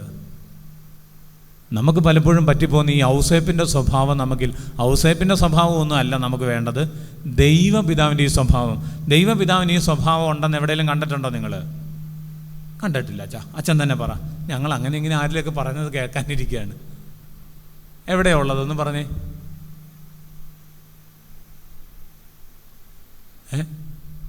ദൈവം നാണം കെടുത്താതെ സംരക്ഷിച്ച സംഭവം എവിടെയെങ്കിലും ഉണ്ടോ? നമുക്കറിയാവുന്നതാന്നേ പറ. കാനാല കല്യാണമോ? അത് പുതിയ നിയമമല്ല. പഴയ നിയമത്തിൽ ദൈവപിതാവിൻ്റെ കാര്യം ഞാൻ ചോദിക്കുന്നത്. ഈശോ പുതിയ നിയമത്തിൽ വന്ന് കാണിച്ചത് പഴയ നിയമത്തിൽ ചെയ്ത ദൈവത്തിൻ്റെ സ്വഭാവങ്ങളൊക്കെ തന്നെയാണ്. ഈശോ അത് റിയലായിട്ട് നമുക്ക് കാണിച്ചു തരും. റിയലായിട്ട്. പഴയ നിയമത്തിൽ ഇതിൻ്റെ എല്ലാം നിഴലേ ഉള്ളൂ. ഔസപിതാവ് ദൈവപിതാവിൻ്റെ നിഴലാന്ന് ഞാൻ പറയത്തില്ലേ എന്ന് പറഞ്ഞാൽ പഴയ നിയമത്തിലൊക്കെ ഇതിൻ്റെ നിഴൽ കാണാൻ പറ്റും. അങ്ങനെ ഒരു നിഴലുണ്ട്. ആരാണ്? ആദവും ഹൗവയും തൊട്ട് നോക്ക്. ആദവും ഹൗവയും പാപം ചെയ്തു. ദൈവം എന്നാ പറഞ്ഞത്? നിങ്ങൾ പഴം തിന്നാൽ തിന്നുന്ന ദിവസം നിങ്ങൾ മരിക്കും. മരിച്ചോ? അതെന്നാ പരിപാടിയാ? ദൈവം നീതിമാനാണെങ്കിൽ ദൈവം പറഞ്ഞതുപോലെ ചെയ്യണ്ടേ? ദൈവമല്ല പറഞ്ഞത്. നിങ്ങൾ ഇപ്പം ഞാൻ പറയാണ്, ഞാൻ ചോദിക്കുന്ന ചോദ്യത്തിന് തെറ്റുത്തരം പറയുന്നവരെ ഞാൻ ഇറക്കി വിടും. നിങ്ങൾ എന്നിട്ട് ഞാൻ ചോദിക്കുകയാണ്, ഔസപിതാവ് ഈശോയുടെ ആരായിരുന്നു? ഈശോയുടെ അങ്കിളായിരുന്നു എന്ന് പറഞ്ഞിട്ട് ഞാൻ പറഞ്ഞു പോട്ടെ, ഇത്തവണ ഞാൻ ക്ഷമിച്ചു എന്ന് പറഞ്ഞാൽ നിങ്ങൾ വിചാരിക്കുന്നത് അച്ഛൻ പിന്നെ എന്നാത്തിന് മുമ്പ് അങ്ങനെ പറഞ്ഞത്, തെറ്റ് പറയുന്നവരെ ഇറക്കി വിടുമെന്ന് പറഞ്ഞ്. അങ്ങനെ എനിക്ക് മാറ്റി പറയാൻ പറ്റുമോ? നമ്മളൊരു കാര്യം പറഞ്ഞാൽ നടത്തണം. ദൈവം പഴയ പറ്റി പറഞ്ഞു, നിങ്ങൾ വായിച്ചു നോക്കി. നമ്മൾ അങ്ങനെ ചിന്തിക്കണം. ദൈവം എന്തിനാ അങ്ങനെ പറഞ്ഞിട്ട് പിന്നെ ഇങ്ങനെ ചെയ്ത്? നമുക്ക് ചിന്തിക്കാൻ സമയമില്ല. നമ്മൾ ഈ 24 ന്യൂസിലും റിപ്പോർട്ടർ ചാനലിലും മീഡിയ വണ്ണിലും ഒക്കെ ഉള്ളത് പോലും ചിന്തിച്ച് തീരാൻ പറ്റുന്നില്ല. പിന്നെയാണിത്. അതൊന്നും ചിന്തിച്ചിട്ട് ഒരു കാര്യമില്ല. അവർ തന്നെ ആവശ്യമില്ലാതെ കുറേയൊക്കെ ചിന്തിക്കുകയും പറയുകയൊക്കെ ചെയ്യുന്നുണ്ട്. ചിലർ രാവിലെ 6:30 തുടങ്ങിയോ? 6:30 തൊട്ട് തുടങ്ങി ടെൻഷൻ അടിച്ച് ബീഡിയൊക്കെ വലിക്കാത്തവരും ഉണ്ടായിരിക്കും. ടെൻഷൻ അടിച്ച് കണ്ടോണ്ടിരിക്കുകയാണ് വാർത്തയിൽ. ആര് ജയിക്കും. പക്ഷെ 1:30 നമുക്കറിയാം ആരൊക്കെ ജയിച്ചു തോറ്റെന്നുള്ളത്. ഇപ്പോഴും ഇരുന്ന് ടെൻഷൻ അടിക്കുന്നത് എന്തിനാ അല്ലേ? ചിലർക്കത് അതിനകത്തൊരു ത്രില്ല്. ലീഡ് ചെയ്യുന്നു എന്നിട്ട് അവർ തോറ്റുപോയല്ലോ. ചുമ്മാ വെറുതെ വാർത്ത കണ്ട് സമയം കളയുവാണ് ഒത്തിരി പേരും. നമുക്ക് ഈ നാട്ടിൽ ചെറുപ്പക്കാർ മീഡിയ കണ്ട് അവർ അതും ഇതൊക്കെ കാണുന്നു എന്ന് പറഞ്ഞ് നമ്മൾ വിഷമിക്കുന്നത് പോലെ തന്നെ ഞാൻ പറയുന്നു, പ്രായമായ പലരുടെയും പ്രധാന പ്രശ്നമാണ് സീരിയലും ന്യൂസും. ചിലർക്ക് ന്യൂസാണ് അഡിക്ഷൻ, ചിലർക്ക് സീരിയലാണ് അഡിക്ഷൻ. നമ്മൾ കാണണ്ടെന്നൊന്നുമല്ല, വല്ലപ്പോഴും നിങ്ങൾക്കൊരു എൻ്റർടൈൻമെൻറ്റിന് വേണ്ടി കുറച്ച് സമയമൊക്കെ കണ്ടോ. പക്ഷേ ഈ വചനത്തെക്കുറിച്ച് നമ്മൾ ധ്യാനിക്കാതിരിക്കുന്നത് ഭയങ്കര പ്രശ്നമാണ്. നിങ്ങൾ നോക്കിക്കേ, ആദവും ഹൗവയും പാപം ചെയ്തു. പറഞ്ഞേക്കുന്ന വാക്യം ഇങ്ങനെയാണ്, തോട്ടത്തിലെ 2-ാം അധ്യായം 16-ാം വാക്യം. തോട്ടത്തിലെ എല്ലാ വൃക്ഷങ്ങളിലും ഫലം ഭക്ഷിച്ചു കൊള്ളുക, എന്നാൽ നന്മതിന്മകളെക്കുറിച്ചുള്ള അറിവിൻ്റെ വൃക്ഷത്തിലെ ഫലം നീ തിന്നരുത്, തിന്നുന്ന ദിവസം നീ മരിക്കും. മനസ്സിലായോ? അപ്പം ഇവർ തിന്നിട്ട് അന്ന് എന്നാ പറ്റി? ആദവും ഹവ്വയും 3-ാം അധ്യായം ആയപ്പോഴേക്കും ആദവും ഹവ്വയും പഴം പറിച്ച് തിന്നു, പാപം ചെയ്തു. അവർക്ക് മനസ്സിലായി. അത് കഴിഞ്ഞ് 2 ദിവസം കഴിഞ്ഞപ്പോൾ ഈശോ വന്നു, ദൈവം വന്നു. അങ്ങനെയാണോ? എങ്ങനെയാ പിന്നെ? കത്തോലിക്കരല്ലേ, വേറെ ഉത്തരവൊന്നും കിട്ടത്തില്ല. വേണേ ഇടയ്ക്കിടയ്ക്ക് ആമേൻ പറയാം, കൂടി വന്നാൽ ഹല്ലേലൂയ കൈവക്കി പറയാൻ പറഞ്ഞാൽ അതും ചെയ്യാം. അല്ല, അത് കൂടുതലൊന്നും ഞങ്ങളിന്നും പ്രതീക്ഷിക്കരുത്. നമ്മൾ എന്തോരം ധ്യാനം കൂടുന്നു, വചനം പഠിക്കത്തില്ല. ചിന്തിച്ചേ എന്ന് പറഞ്ഞാൽ നിങ്ങൾക്ക് അറിയാവുന്ന കഥയിൽ ആദവും ഹവ്വയുടെ കഥ, അതൊക്കെ ചുമ്മാ കഥയായിട്ട് എഴുതി വെച്ചേ. കഥയാ. അതിനകത്ത് പറയാത്തതൊന്നും പുതിയ നിയമത്തിലില്ല. അതറിയാത്തതുകൊണ്ടാണ് പുതിയ നിയമം വായിച്ചിട്ട് വെറുതെ നമ്മുടെ കർത്താവായ മിശിഹായ്ക്ക് സ്തുതി എന്ന് പറഞ്ഞ് നടക്കുന്നത്. എന്താ സംഭവം നോക്കിയേ. ആദവും ഹവ്വയും പറഞ്ഞേ, അവർ തങ്ങൾ നഗ്നരാണെന്നറിഞ്ഞ് അത്തിയിലകൾ കൂട്ടി തുന്നി അവർ അരക്കച്ച ഉണ്ടാക്കി. 2 ദിവസം കഴിഞ്ഞപ്പോൾ ദൈവമായ കർത്താവ് തോട്ടത്തിൽ ഉലാത്തുന്നതിൻ്റെ ശബ്ദം അവർ കേട്ടു. അങ്ങനെയാണോ? പിന്നെങ്ങനെയാ? ഇതാ നിങ്ങൾ ബൈബിൾ കൊണ്ടുവരണമെന്ന് പറഞ്ഞാൽ, അല്ല ഞാൻ ഇങ്ങനെയൊക്കെ വായിക്കും. 2-3 ദിവസം കഴിഞ്ഞപ്പോൾ ഞാൻ വായിക്കും. നിങ്ങളതും കേട്ടിട്ട് ദൈവമായ കർത്താവിന് സ്തുതിയും പറഞ്ഞിട്ട് പോകും. നോക്കണേ, നിങ്ങൾ ഇനി വരുമ്പോൾ, ഇനി എന്നാണോ ഞാൻ വരുന്നത് അന്നല്ല, നിങ്ങൾ ബൈബിൾ കൺവെൻഷന് വരുമ്പോൾ വചനപ്രഘോഷണം കേൾക്കാനായിട്ട്, ഇപ്പോൾ കുർബാനക്കിടക്കുള്ള വചനപ്രഘോഷണം പോട്ടെ, അത് വേണ്ട. അല്ലാത്തപ്പോൾ നിങ്ങൾ ബൈബിളില്ലാതെ വചനപ്രഘോഷണത്തിന് പോകരുത്. അത് നിങ്ങൾ തന്നെ അല്ലേ. ഇപ്പം നിങ്ങൾ വീട്ടിൽ നിന്ന് ഒരുങ്ങി ഇറങ്ങി നടന്നു വരുന്ന കണ്ടപ്പോൾ ഓട്ടോക്കാരൻ വരെ ചോദിച്ചു, ചേച്ചി എങ്ങോട്ടാ, മത്തി മേടിക്കാനാണോന്ന്. കാരണം എന്നാ, കൈ ബൈബിളുണ്ടെങ്കിൽ ഈ ചോദ്യമില്ല. ബൈബിൾ കയ്യിലുണ്ടെങ്കിൽ നിങ്ങൾക്ക് ആ പ്രശ്നമില്ലല്ലോ. അവർക്കറിയാം ബൈബിളും പിടിച്ചോണ്ട് ചന്തയിൽ പോകത്തില്ലെന്നറിയാലോ. നിങ്ങളെല്ലാം ഞാൻ വെല്ലുവിളിച്ച് പറയുന്നതല്ല, ചെയ്യാൻ പറ്റുവാണെങ്കിൽ ചെയ്യേണ്ട, നല്ലതാണ് കേട്ടോ. നിർബന്ധമല്ല. ഒരു ചെറിയ ബൈബിളിലും കൊണ്ടുവരണേ, മറ്റേ പുതിയ നിയമത്തിലെ ബൈബിളിലും. അല്ലെങ്കിൽ പോട്ടെ, കുറഞ്ഞ വർഷം മൊബൈലുണ്ട്, മൊബൈലിനകത്ത് ബൈബിൾ ഓണാക്കി വെച്ച് നോക്കിക്കൊണ്ടിരിക്കുക. അതിനിടയ്ക്ക് മെസ്സേജ് ആക്കി ഒന്നും ചെയ്യില്ലേ, പള്ളിക്കകത്തിരുന്ന് നോക്കിയേ, വായിച്ചാൽ തന്നെയാന്ന്.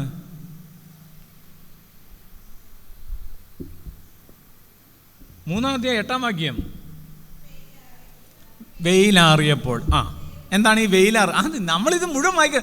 നിങ്ങളുടെ വിചാരം ബൈബിളിലെ ഒരു ഭാഗം മുഴുവൻ വായിച്ചിട്ട് ധ്യാനിക്കുക. No, the one word, just one word. ആ വാക്യം എന്നാ? വെയിലാറിയപ്പോൾ എന്ന് പറഞ്ഞാൽ ആ ദിവസം കഴിഞ്ഞോ? കഴിഞ്ഞിട്ടില്ലെന്ന്. ദൈവം അതിനു മുമ്പ് ഇടപെടും. കാരണം ദൈവം പറഞ്ഞിട്ടുള്ള നിങ്ങൾ മരിക്കുമെന്ന്. അതിന് തീരുമാനമാക്കണ്ടേ? ദൈവം പറഞ്ഞിട്ട് ചുമ്മാ വെറുതെ അങ്ങ് പോയാൽ ദൈവം നീതിമാനല്ലെന്ന് വരും. ദൈവം നീതിമാനാണ്. ഈശോ ചോദിച്ചില്ലേ, നിങ്ങളിൽ ആർക്ക് എന്നിൽ കുറ്റം ആരോപിക്കാൻ പറ്റും? അപ്പോൾ നമ്മൾ പറയാം, കർത്താവേ, നിങ്ങൾ പണ്ട് പഴയ നിമിത്തി പറഞ്ഞായിരുന്നല്ലോ, പാപം ചെയ്യുന്ന അന്ന് തന്നെ നിങ്ങൾ മരിക്കുന്നു. എന്നിട്ട് അതോ കവി മരിച്ചില്ലല്ലോ, ചുമ്മാ പറഞ്ഞിട്ട് പോകുന്നതൊക്കെ ശരിയാണോ? ചോദിക്കുന്നത് എന്താണ് അവിടെ സംഭവിച്ചേക്കുന്നത്? എന്താണ് ഈ വെയിലാറുക എന്ന് പറഞ്ഞാൽ? എത്ര മണിയായി കാണും? വെയിലാറുന്ന സമയം എപ്പോഴാണ് സാധാരണ? ഒരു 4, 5, അതാണ് വെയിലാറുന്ന സമയം. 5 മണി കഴിഞ്ഞാൽ പിന്നെ വൈകുന്നേരമായി, വെയിലാറുന്ന സമയം. കാരണം യഹൂദൻ്റെ ടൈമിങ് 1-ാം അധ്യായത്തിൽ എഴുതിയിട്ടുണ്ട്. അവരെങ്ങനെ ദിവസം പറയുന്നത്? സന്ധ്യയായി പ്രഭാതമായി 1-ാം ദിവസം, അല്ലാതെ സൂര്യൻ ഉദിച്ചു അസ്തമിച്ചു അങ്ങനെ അല്ല ഡേ.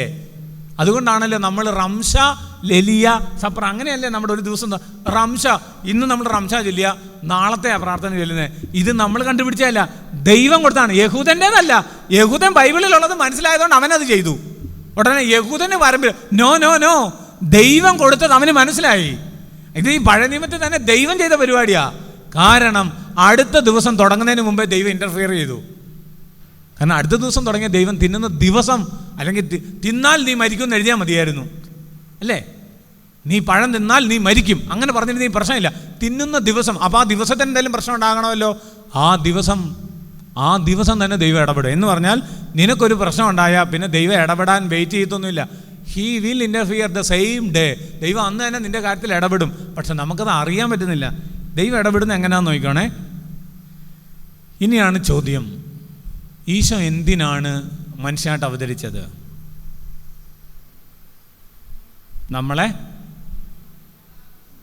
നമുക്ക് ക്രിസ്മസിന് കേക്ക് മുറിക്കാൻ, അതിനാണോ? എന്തിനാ? നമ്മളെ പാപങ്ങളിൽ നിന്ന് രക്ഷിക്കാൻ, കുരിശിൽ മരിക്കാനാണെന്ന് നമ്മൾ പറയും. നമ്മൾ അതുകൊണ്ടാണല്ലോ ക്രിസ്മസ് ഒക്കെ ആകുമ്പോൾ ചിലരിപ്പം മൊബൈലിലൊക്കെ ഫോട്ടോ ഒക്കെ അയക്കുന്നത് ഇങ്ങനെയാണ്. ഒരു സൈഡിൽ ക്രിസ്മസിൻ്റെ പച്ച കളറിലുള്ള പടങ്ങൾ, ഇപ്പുറത്തെ സൈഡിൽ കുരിശിൻ്റെ പടമൊക്കെ വെച്ചിട്ട് this is the reason and this is the season. ഇതാണ് കാലം, ഇതാണ് കാരണം, ഇതാണ് കാലം. കാലം ഏതാണ്? ക്രിസ്മസ് ആണ് കാലം. കാരണം എന്താണ്? മരണം. ഈശോയുടെ കുരിശ് മരണമാണ് കാരണം. അതിനു വേണ്ടിയിട്ടാണ് അവൻ മനുഷ്യനായിട്ട് അവതരിച്ചത്. കറക്റ്റാണ്. അതാണ് ഇവിടെ കാണിക്കാൻ പോകുന്നത്. തിന്നുന്ന ദിവസം നീ മരിക്കുമെന്ന് പറഞ്ഞതുകൊണ്ട് ദൈവം ആ ദിവസം തന്നെ ഇറങ്ങി വന്നിട്ട് ചോദിച്ചു, ആദം, ഹൗവ, നിങ്ങളെവിടെ? ബാക്കി നിങ്ങൾക്ക് അറിയാം അല്ലേ? അതൊക്കെ പിന്നീട് പഠിച്ചാൽ മതി. അത് കഴിഞ്ഞിട്ട് ദൈവം വന്നിട്ട് പറയാണ്, എന്താ പറഞ്ഞത്?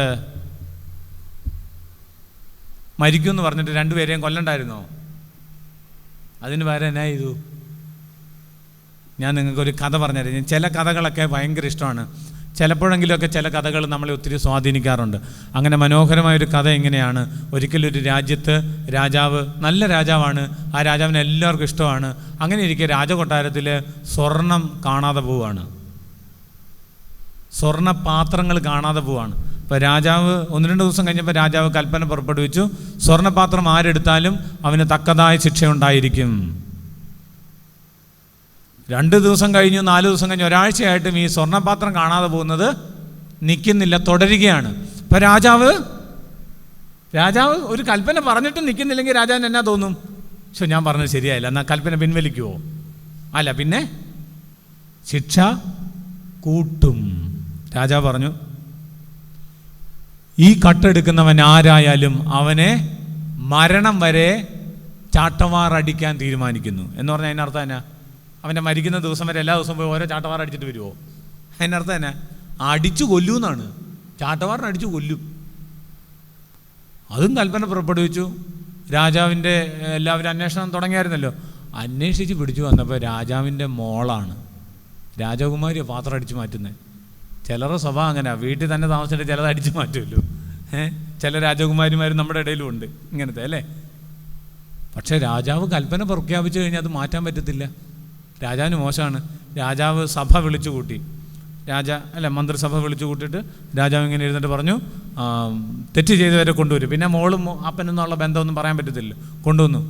അവൾക്ക് ഞാൻ പ്രഖ്യാപിച്ച കൽപ്പന എല്ലാവരും പ്രതീക്ഷിച്ചിരിക്കുകയാണ്. രാജാവിൻ്റെ മോളല്ലേ, തൻ്റെ മകളായതുകൊണ്ട് അവളെ കുറച്ച് ശിക്ഷിച്ചിട്ട് വിടാൻ പറയുന്നു. അങ്ങനെയൊക്കെ പറഞ്ഞു കഴിഞ്ഞാൽ ഏതെങ്കിലും ഒരുത്തം പറയത്തില്ലേ, നാണംകെട്ട രാജാവ് സ്വന്തം മോളുടെ കാര്യം വന്നപ്പോഴത്തേക്ക് നിയമം മാറ്റിയെന്ന്. രാജാവ് പറഞ്ഞു, അവളെ ചാട്ടവാറടിച്ച് മരണം വരെ അവളെ ചാട്ടവാറടിക്കാൻ നാം ഇതാ കൽപ്പിക്കുന്നു എന്ന് കൽപ്പിച്ചു. ഉടനെ രാജാവിൻ്റെ ഭടന്മാർക്ക് പേടിയായി. അടിക്കാതിരിക്കാൻ പറ്റുമോ? രാജാവിൻ്റെ കൽപ്പനയല്ലേ. അവർ രണ്ടുപേരും പറഞ്ഞാലേ ചെയ്യാതിരിക്കാൻ പറ്റത്തില്ല. അവിടെ ചെന്നു രാജകുമാരിയെ പിടിച്ചു അടിക്കാനുള്ള പീഠത്തിൽ കൊണ്ടുവന്ന് കമഴ്ത്തി കിടത്തി. അപ്പോൾ ഇവർ അടിക്കാനായിട്ട് ചാട്ടവാർ എടുത്തപ്പോൾ നിൽക്കവിടെ. ആരാ? രാജ്ഞിയാണ്. രാജാവ് നിർത്തവിടെ, ഇനി അടിക്കരുതെന്നാണോ? അങ്ങനെ പറഞ്ഞാലും ആൾക്കാർ വിഷമാക്കും. രാജാവ് തൻ്റെ വസ്ത്രങ്ങളൊക്കെ ഊരി മാറ്റിയിട്ട് അങ്ങോട്ടേക്ക് ചെന്നിട്ട് മകളെ പൊതിഞ്ഞങ്ങ് കിടന്നു. ഇനി ശിക്ഷ നടപ്പാക്കുക.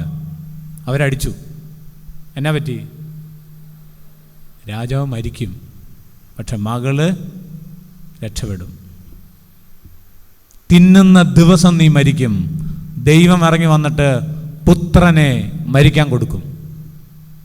നമ്മൾ മരിച്ചില്ല, ആദാവും നമ്മളിപ്പോഴും പറയുന്നത് പാവത്തിൻ്റെ ഫലമായിട്ടാണ് നമ്മൾ മരിക്കും. നോ, അതുകൊണ്ടാണ് ദൈവം കുരിശിൽ മരിച്ചത്. ദൈവം മരിക്കാൻ തയ്യാറായി. കാരണം എന്നാ? അന്ന് ദൈവം പ്രഖ്യാപിച്ച കൽപ്പനയില്ലേ, തിന്നുന്ന ദിവസം നീ മരിക്കും അതിൻ്റെ പൂർത്തീകരണം ഈശോയുടെ മരണത്തിലാണ് സംഭവിക്കുന്നത്. ദൈവമാണത് ഏറ്റെടുത്തത്.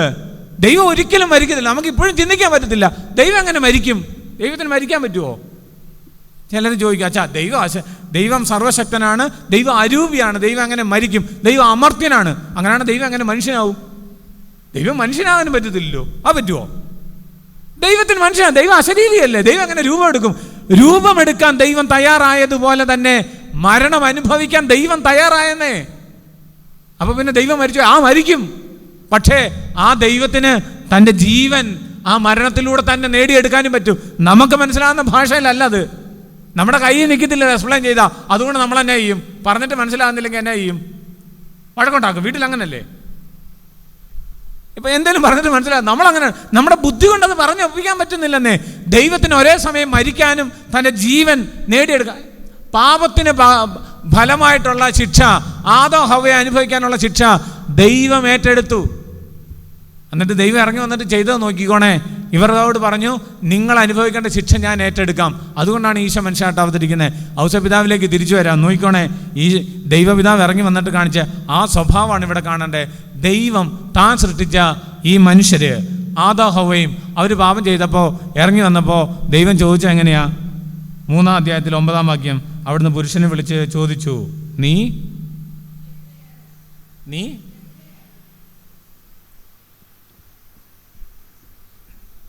ബാക്കി വായിച്ചേ.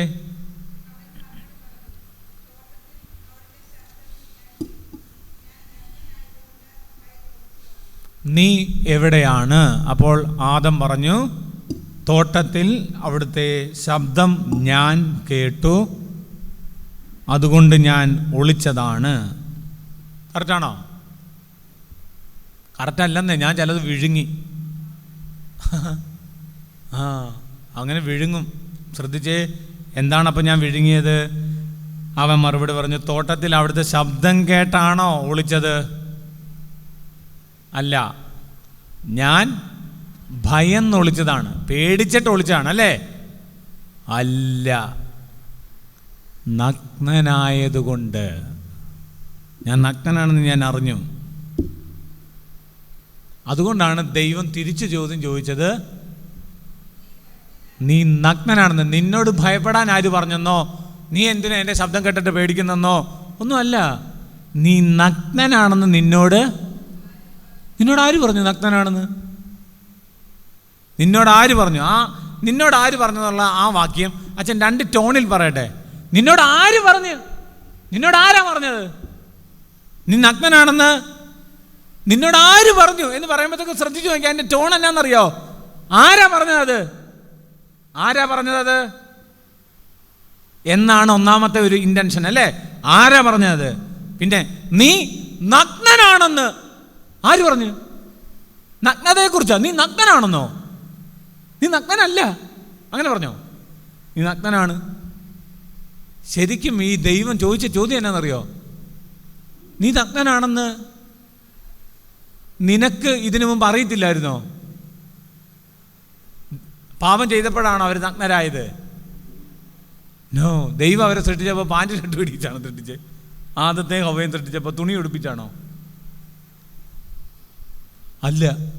പക്ഷേ അവർക്ക് നാണം തോന്നിയില്ല. എന്ത്? അയ്യോ എന്ന് ഇങ്ങനെ തോന്നുക മാത്രമല്ല, മറ്റൊരുത്തൻ്റെ നഗ്നത നമുക്ക് നാണക്കേടായിട്ട് തോന്നുന്നത്, അവനെ അപമാനിക്കാൻ നമ്മൾ തുടങ്ങുന്നത് എപ്പോഴാണെന്നറിയാവോ? പാപമുള്ളപ്പം. നിങ്ങൾ വീട്ടിൽ തന്നെ നോക്കിയോ, കൊച്ചു കുഞ്ഞുങ്ങളില്ലേ തുണിയിലാണ് കിടക്കുന്നേ? കുഞ്ഞു പിള്ളേർ തുണിയിലാണ് കിടക്കുന്നതാണ് നമുക്ക് ആർക്കെങ്കിലും നാണമുണ്ടോ? നിങ്ങളുടെ സ്വന്തം മാതാപിതാക്കൾ പ്രായമായി തുണിയിലാണ് കിടക്കുന്നത് എനിക്കറിയാലോ. ഞാൻ കണ്ടിട്ടുണ്ട് അങ്ങനെ മാതാപിതാക്കളെ മക്കൾ നോക്കുന്നത്. ഞാൻ കഴിഞ്ഞ ദിവസം കൂടെ ഒരു വീട്ടിലെ കാര്യം കേട്ടാണ്. അപ്പൻ വലിയ പ്രായമൊന്നും ആയിട്ടില്ല, അപ്പൻ്റെ കയ്യിലിരിപ്പ് നല്ല കയ്യിലിരിപ്പാണ്, നല്ല വെള്ളമടിയാണ്. അമ്മയും അപ്പനും തമ്മിൽ സ്നേഹമൊന്നും പറയാനില്ല. പക്ഷേ എന്ത് ചെയ്യുക, പുള്ളി വെള്ളം അടിച്ച് തലയും കുത്തി വീണ് 2 കൈ ഒടിഞ്ഞിട്ടുണ്ട്. ഇനി എന്നെ ചെയ്യും? 2 കൈ ഒടിഞ്ഞു കഴിഞ്ഞാൽ ഭക്ഷണം കഴിക്കാൻ പറ്റുമോ? പിന്നെ അത് പോട്ടെന്ന് വെക്കാം, വാരി കൊടുക്കാം. ഭക്ഷണം കഴിക്കാതിരിക്കാൻ മാത്രമല്ല, ഭക്ഷണം കഴിച്ചാൽ എന്നാ പറ്റും?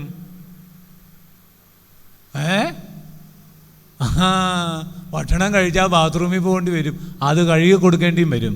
അതും ഈ അമ്മ ചെയ്യണം. അതെന്നാ അത് ചിന്തിക്കാൻ? അയ്യോ അതൊക്കെ പറയാം. അത് ചിന്തിച്ചേ, അതും ചെയ്യേണ്ടി വരും. ആ സ്ത്രീക്ക് അതൊരു ബുദ്ധിമുട്ടല്ല. അത് അപ്പൻ ചെയ്ത മക്കൾക്ക് ബുദ്ധിമുട്ടല്ല.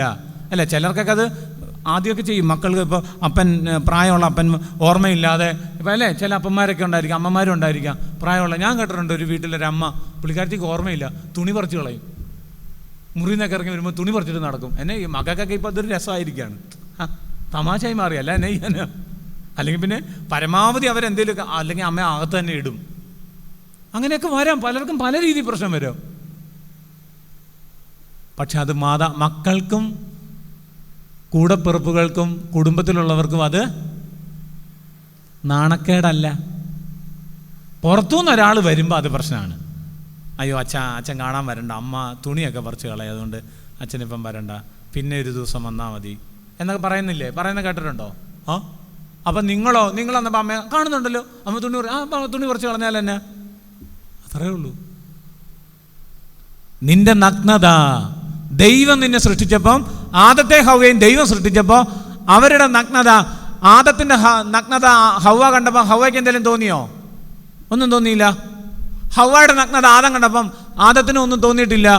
ഇവർ രണ്ടുപേരും അല്ലേ ഇത് കണ്ടുള്ളൂ, വേറെ ആരെങ്കിലും കണ്ടായിരുന്നോ? ഇല്ല എന്നൊരു ഉത്തരം പെട്ടെന്ന് നിങ്ങൾ പറയാനാണ് ഞാൻ അങ്ങനെ ചോദിച്ചത്. കണ്ടു. മൂന്നാമതൊരാൾ കൂടി കണ്ടു. ആരാ? ദൈവം അവരുടെ കൂടെ നടക്കാൻ പോകുമായിരുന്നെന്ന് ബൈബിളിലില്ലേ? ദൈവം അവരുടെ കൂടെ നടക്കാൻ ബർദീസായിൽ പോകുമ്പോൾ അവർ വസ്ത്രമില്ലാതാണ്. അത് ചിന്തിച്ചോളാനെ, ചിന്തിക്കാൻ വേണ്ടിയിട്ട് തന്നെയാണ്. നിങ്ങൾ ഇങ്ങനെ ഒന്ന് ചിന്തിച്ചു നോക്കിയേ. ദൈവം ഒരിക്കലും നിന്റെ നഗ്നത, ആദം നീ നഗ്നനാണ്, ഹവ്വ നീ നഗ്നയാണ് എന്ന് ഒരിക്കലും ദൈവം പറഞ്ഞിട്ടില്ല. അതുകൊണ്ടാണ് ദൈവം ചോദിച്ചത്, ആരാ നിന്നോട് ഇത് പറഞ്ഞത്? അപ്പൊ ആരാ പറഞ്ഞത്? പിശാച് നിന്റെ നഗ്നത അനാവരണം ചെയ്യുന്നവനാണ്. നിന്നെ അപമാനിക്കുന്നവരെല്ലാം ആരാ? അപ്പൊ പിശാചാണ്. Those who make you naked before others. നമ്മളെ പച്ചയ്ക്ക് നഗ്നനാക്കി പിടിച്ച് നിർത്തുന്ന പോലെ തോന്നും. ഒരിക്കലും എന്നോടൊരു കുടുംബത്തിൽ നടന്നൊരു പ്രശ്നം പറഞ്ഞാണ്. ഒരു ചേച്ചി പറഞ്ഞാണ്, അച്ഛാ കല്യാണം കഴിഞ്ഞ് ഞാൻ ആ വീട്ടിൽ ചെന്നു കഴിഞ്ഞപ്പോഴത്തേക്ക് 1-2 ദിവസം കഴിഞ്ഞ് പള്ളിയിലൊക്കെ പോയിട്ട് വന്നപ്പോഴത്തേക്ക് ഞാനൊരു വസ്ത്രം എടുത്തിട്ടു. എൻ്റെ കെട്ടിയോൻ വീട്ടുകാരൻ, അവരുടെ വീടല്ലേ, സ്വന്തം വീടായിട്ട് പെണ്ണ് വന്ന് കയറിയതല്ലേ ഉള്ളൂ. കെട്ടിയോൻ വീട്ടുകാരൻ മുന്നേ വെച്ച് ഒറ്റ ഡയലോഗ്, നീ ഇതിട്ടിട്ട് ഇതിനകത്തുള്ളതല്ല എല്ലാവർക്കും കാണാമല്ലോ എന്ന്. ആ ചേച്ചി പറഞ്ഞാണ്, എൻ്റെ അച്ഛൻ ഞാൻ പച്ചയ്ക്ക് തുണി ഊരി നിൽക്കുന്ന പോലെ ആയിപ്പോയെന്ന്. ചിലരുടെ ഡയലോഗാണ്. എല്ലാവരും നല്ല വസ്ത്രമാണ് ഇട്ടിരുന്നത്, ഇച്ചിരി കനം കുറഞ്ഞതായിരിക്കും. എന്തൊക്കെ നമ്മൾ പറയാം. ചില പിള്ളേരോട് അങ്ങനെയാണ് ചിലർ പറയുന്നത്. പള്ളി വരുന്നത്, ആരെ കാണിക്കാനാണ് നീ പള്ളി പോകുന്നതെന്ന്, ആരെ കാണിക്കാനാന്ന്. അങ്ങനെയൊക്കെയാണ് നമ്മുടെ നമുക്ക് പറയാം. നമുക്ക് സഭ്യമായിട്ട് പറയാൻ അറിയില്ല, നമുക്ക് ഒരാളെ റെസ്പെക്റ്റ് ചെയ്യാൻ അറിയില്ല. ഒരാളൊരു വസ്ത്രം ധരിച്ചിട്ടുണ്ടായിരിക്കാം, അത് മോശമാണെങ്കിൽ വളരെ രഹസ്യമായിട്ട് ഈശോ അതാണ് ഇവിടെ ചെയ്യുന്നത്, നോക്കിയേ ദൈവമായ കർത്താവ്. അതുമല്ല, സത്യത്തിൽ നിങ്ങൾ ഈ വചനഭാഗം ശ്രദ്ധിച്ചിട്ടുണ്ടോ? ഇവര് ആ വാക്യം വായിച്ചതിന് തൊട്ട് മുമ്പ് എന്തായിരുന്നു? 7-ാമത്തെ വാക്യം എന്തായിരുന്നു? ആദാം ഹവ്വയും നഗ്നരാണെന്ന് അറിഞ്ഞിട്ട് അവരെന്ത് ചെയ്തു? 7-ാമത്തെ വാക്യം അവസാന ഭാഗം, കണ്ണുകൾ തുറന്ന് അവർ നഗ്നരാണെന്ന് അറിഞ്ഞിട്ട് എന്ത് ചെയ്തു? അവർ അത്തിയിലകൾ കൂട്ടിത്തുന്നി അരക്കച്ച ഉണ്ടാക്കി. ദൈവം വെയിലാറുന്നത് വരെ വെയിറ്റ് ചെയ്തു. അതിനർത്ഥം എന്നാ? സൺബേൺ ഉണ്ടാകാതിരിക്കാനാണ്. വെയിലാറുന്ന വരെ ദൈവം വെയിറ്റ് ചെയ്തെന്ന് പറഞ്ഞാൽ, എന്നാൽ മഴ മാറുന്ന വരെ വെയിറ്റ് ചെയ്തെന്ന് പറഞ്ഞാൽ അതിനർത്ഥം എന്നാ? അത്ര നേരം മഴയായിരുന്നല്ലേ? മഴ മാറുന്ന വരെ വെയിറ്റ് ചെയ്യുന്ന പറഞ്ഞു കഴിഞ്ഞാൽ മഴയില്ലാത്തപ്പോഴത്തെ കാലം അങ്ങനെ പറയുമോ? അതിനെ വരാൻ താമസിച്ചേ, ഞാൻ മഴ മാറാൻ വെയിറ്റ് ചെയ്താ, അതിന് ഇന്ന് മഴ പെയ്തില്ലല്ലോ, അങ്ങനെ നമ്മളെ വഴക്കുണ്ടാകുന്നത് അല്ലേ? ഇവിടെ പെയ്തില്ല, ഞങ്ങളുടെ അവിടെ പെയ്തു. മഴ മാറുന്നത് വരെ, മഴ മാറിയപ്പോൾ ദൈവം വന്നെന്ന് പറഞ്ഞാൽ അത്ര നേരം മഴയായിരുന്നു. ഇത് വെയിലാറിയപ്പോൾ അതിനർത്ഥം എന്നാ? അത്രയും നേരം വെയിലായിരുന്നു. വെയിലാണെങ്കിൽ എന്നാ പറ്റും? ഇത് തൊട്ടുമുള്ള വാക്ക് വായിച്ചു നോക്കിയാലേ കിട്ടുള്ളത്. എന്നായിരുന്നത്? അവരെന്നാ ഉണ്ടാക്കിയേക്കുന്നേ? ഞാൻ തിളച്ച ചായ എടുത്തു വെച്ചു. ഭയങ്കര AC ആയിരുന്നു, അതുകൊണ്ട് തിളച്ച ചായ 1 മിനിറ്റിനുള്ളിൽ തിളച്ചു പൊങ്ങി എന്ന് പറയാറില്ലോ. അതിനെ മണ്ടത്തരായി പറയുന്നത്. തണുത്തുപോയി, അങ്ങനെയല്ലേ വരണ്ടേ? അങ്ങനാണെങ്കിൽ ഈ അത്തിയിലകൾ കൂട്ടി തുന്നി ഉണ്ടാക്കിയ വസ്ത്രം വെയിലാറുന്നത് വരെ അപ്പൻ ദൈവം വെയിറ്റ് ചെയ്തതോടുകൂടി എന്നാ പറ്റും? ഇല വാടും. നിന്റെ നഗ്നത, നീ ശ്രമിച്ചുണ്ടാക്കിയതൊന്നും it is not enough to cover your nakedness. നീ എന്നാക്കെ ചെയ്തെന്ന് പറഞ്ഞാലും നിന്റെ നഗ്നത നിനക്ക് കവർ ചെയ്യാൻ പറ്റത്തില്ല. ദൈവം അങ്ങനെ ചില കാര്യങ്ങൾക്ക് വെയിറ്റ് ചെയ്യും. നമ്മുടെയൊക്കെ കാര്യത്തിൽ നമ്മൾ പെട്ടെന്ന് പോയി കുമ്പസാരിച്ച് മാനസാന്തരപ്പെടുന്നില്ലെങ്കിൽ അത് പുറത്തു വരാൻ ദൈവം വെയിറ്റ് ചെയ്യും. ദൈവം വെയിലാറുന്നത് വരെ വെയിറ്റ് ചെയ്തെന്ന് പറയുന്നതിന് ഒരർത്ഥം അതാണ്. ഇപ്പം ഇവർക്ക് പുറത്തു വരാൻ ഇച്ചിരി കൂടെ നാണമായി. കാരണം എന്നാ? കൊടുത്തായിരുന്നു, പക്ഷെ എല്ലാം കാണുകയും ചെയ്യാം. ഈ ഇല വാടിപ്പോയില്ലേ, ചുളുങ്ങിപ്പോയി. എന്നിട്ട് ദൈവം ഇവരെ അപമാനിച്ചോ? നാണമില്ലാത്ത ആദം, നാണമില്ലാത്ത ഹൗവ, ഞാൻ നിന്നോടൊക്കെ പറഞ്ഞല്ലേ തിന്നരുത്, തിന്നു കഴിഞ്ഞാൽ നിങ്ങൾ നഗ്നരാകുന്നത് നിങ്ങൾക്കറിയാൻ പറ്റും എന്നെല്ലാം ദൈവം പറഞ്ഞോ? ഇല്ല. ഇനിയിപ്പം നിങ്ങൾ അതിൻ്റെ വാക്യം വായിച്ചേ, 3-ാം അധ്യായത്തിൽ 21-ാം വാക്യം. ദൈവമായ കർത്താവ് എന്തുകൊണ്ട്? തോലുകൊണ്ട് ഉടയാടെ ഉണ്ടാക്കി ആദത്തിന് ഹൗവയ്ക്കും കൊടുത്തു. കാരണം ഇല കൊണ്ടൊന്നും നിന്റെ നഗ്നത മറയത്തില്ല. നിന്നെ സൃഷ്ടിച്ച ദൈവം ഞാനാണെങ്കിൽ I know how to cover your nakedness. ഞാൻ നിന്നെ കവർ ചെയ്യും, നീ അല്ലാതെ ചെയ്യണ്ടേ. നമ്മുടെയൊക്കെ പ്രശ്നം എന്താണെന്നറിയോ? നമുക്ക് എന്തെങ്കിലും പ്രശ്നം വന്നാൽ നമ്മൾ തന്നെ അങ്ങ് കവർ ചെയ്യാൻ നോക്കുകയാണ്. നമ്മൾ തന്നെ വെച്ച് പൊതിഞ്ഞൊക്കെ വെക്കുമല്ലോ. ചിലരങ്ങനെയാണ്. കാല് മടങ്ങി വീട്ടിലുള്ള പച്ചമരുന്നും അതെല്ലാം കൂടെ വെച്ച് തുന്നി വെച്ച് വലിച്ചു കെട്ടി, ഒരാഴ്ച കഴിഞ്ഞിട്ട് കാലൊന്നും വരുന്നില്ല, പിന്നെ ആശുപത്രി ഒന്ന് വെട്ടിക്കീറി, അപ്പോഴേ ശരിയാവുള്ളൂ. സ്വയം ചികിത്സിക്കുന്ന ഒത്തിരി പേര് നമ്മുടെ ഇടയിൽ ഉണ്ടല്ലോ ഇപ്പം. ഇതുപോലെയാണ് പാപത്തിന്റെ കാര്യത്തിലും. You cannot heal yourself. നിന്റെ ദൈവമാണെന്ന് അത് ചെയ്യണ്ടേ. പഴയ നിയമം തൊട്ട് അതാണ്. ഉൽപ്പത്തിയിൽ ആദ്യ പുസ്തകത്തിൽ അങ്ങനെയാണ്. ദൈവമായ കർത്താവ് വെയിറ്റ് ചെയ്യും. നിനക്ക് അപമാനിക്കാനല്ല, നിന്നെ അപമാനിക്കാനാണെങ്കിൽ നിനക്ക് തോലുകൊണ്ട് ഉടയാട ഉണ്ടാക്കി തരുവോ? ഇല്ല. അതാണ് ദൈവം. നിന്നെ തോലുകൊണ്ട് ഉടയാട ഉണ്ടാക്കി നിന്റെ നഗ്നത കവർ ചെയ്തത് ആരാ? അതുകൊണ്ടാണ് ദൈവം പറഞ്ഞത്, ഞാൻ നിന്നെ ഉടുപ്പിച്ചതും ഞാൻ തന്നെയാ. നിന്നെ നഗ്നനായി സൃഷ്ടിച്ചതും നിന്നെ ഉടുപ്പിച്ചതും ഞാനാണ്. ഈ അടുത്ത് ഞാനൊരു മനോഹരമായൊരു പ്രയോഗം ഒരാൾ പറയുന്നത് കേട്ടാണ്. നിരീശ്വരവാദിയായ ഒരാൾ ഭയങ്കര ഡിബേറ്റ് ചെയ്യുകയാണ്. വിശുദ്ധ ഗ്രന്ഥത്തിൽ പറയുന്നതെല്ലാം ഇന്ന് മനുഷ്യന് തൻ്റെ കഴിവുകൾ കൊണ്ട് ഇങ്ങനെ ഇപ്പോഴത്തെ ടെക്നോളജിയൊക്കെ വെച്ച് നോക്കിക്കഴിഞ്ഞാൽ വേണമെങ്കിൽ പുതിയൊരു ആകാശം പുതിയ ഭൂമിയൊക്കെ സൃഷ്ടിച്ചെന്നിരിക്കും. അപ്പോൾ ദൈവം ഈ മനുഷ്യന് മുമ്പിൽ പ്രത്യക്ഷപ്പെട്ടിട്ട് പറഞ്ഞു, നീ ഇതുപോലെ മനുഷ്യനെ ഉണ്ടാക്കാം. അന്ന് നീ ഉണ്ടാക്കുക. ഉടനെ അവൻ പറഞ്ഞു, ബൈബിൾ പറയുന്നത് പ്രകാരം പൂഴി കൊണ്ടല്ലേ? അതെ, എങ്കിൽ ഞാൻ പൂഴി കൊണ്ടുണ്ടാക്കാം. ഉടനെ അവൻ കുറച്ച് മണ്ണ് വാരി എടുത്ത്. ആരാ? ഈ നിരീശ്വരവാദി. ഉടനെ ദൈവം പറഞ്ഞു, അതെ എൻ്റെ പൂഴിയാ, നിന്റെ പൂഴി കൊണ്ട് നീ ഉണ്ടാക്ക്. മനുഷ്യന് ദൈവം തന്നല്ലാത്തതൊന്നുമില്ല. ദൈവം മനുഷ്യനെ സൃഷ്ടിച്ച എങ്ങനെയാ? പൂഴി കൊണ്ടാ. അത് 2-ാം അധ്യായത്തില്. അത് നമ്മളൊരു കാര്യം പഠിപ്പിക്കാനാ പൂഴി കൊണ്ടാന്ന് 1-ാം അധ്യായത്തിൽ പറഞ്ഞ തന്നെ അതറിയത്തില്ല. പിന്നെ അങ്ങനെ 2-ാം അധ്യായത്തിൽ നമ്മളല്ലെങ്കിലും അങ്ങനെയാണ്. കെട്ടിൻ്റെ അന്നത്തെ പ്രശ്നം നമുക്കറിയുള്ളൂ. മനസ്സമ്മത്തിൻ്റെ അന്ന് എന്തെല്ലാം പറഞ്ഞായിരുന്നു, അത് കേട്ടിട്ടില്ല. പറ,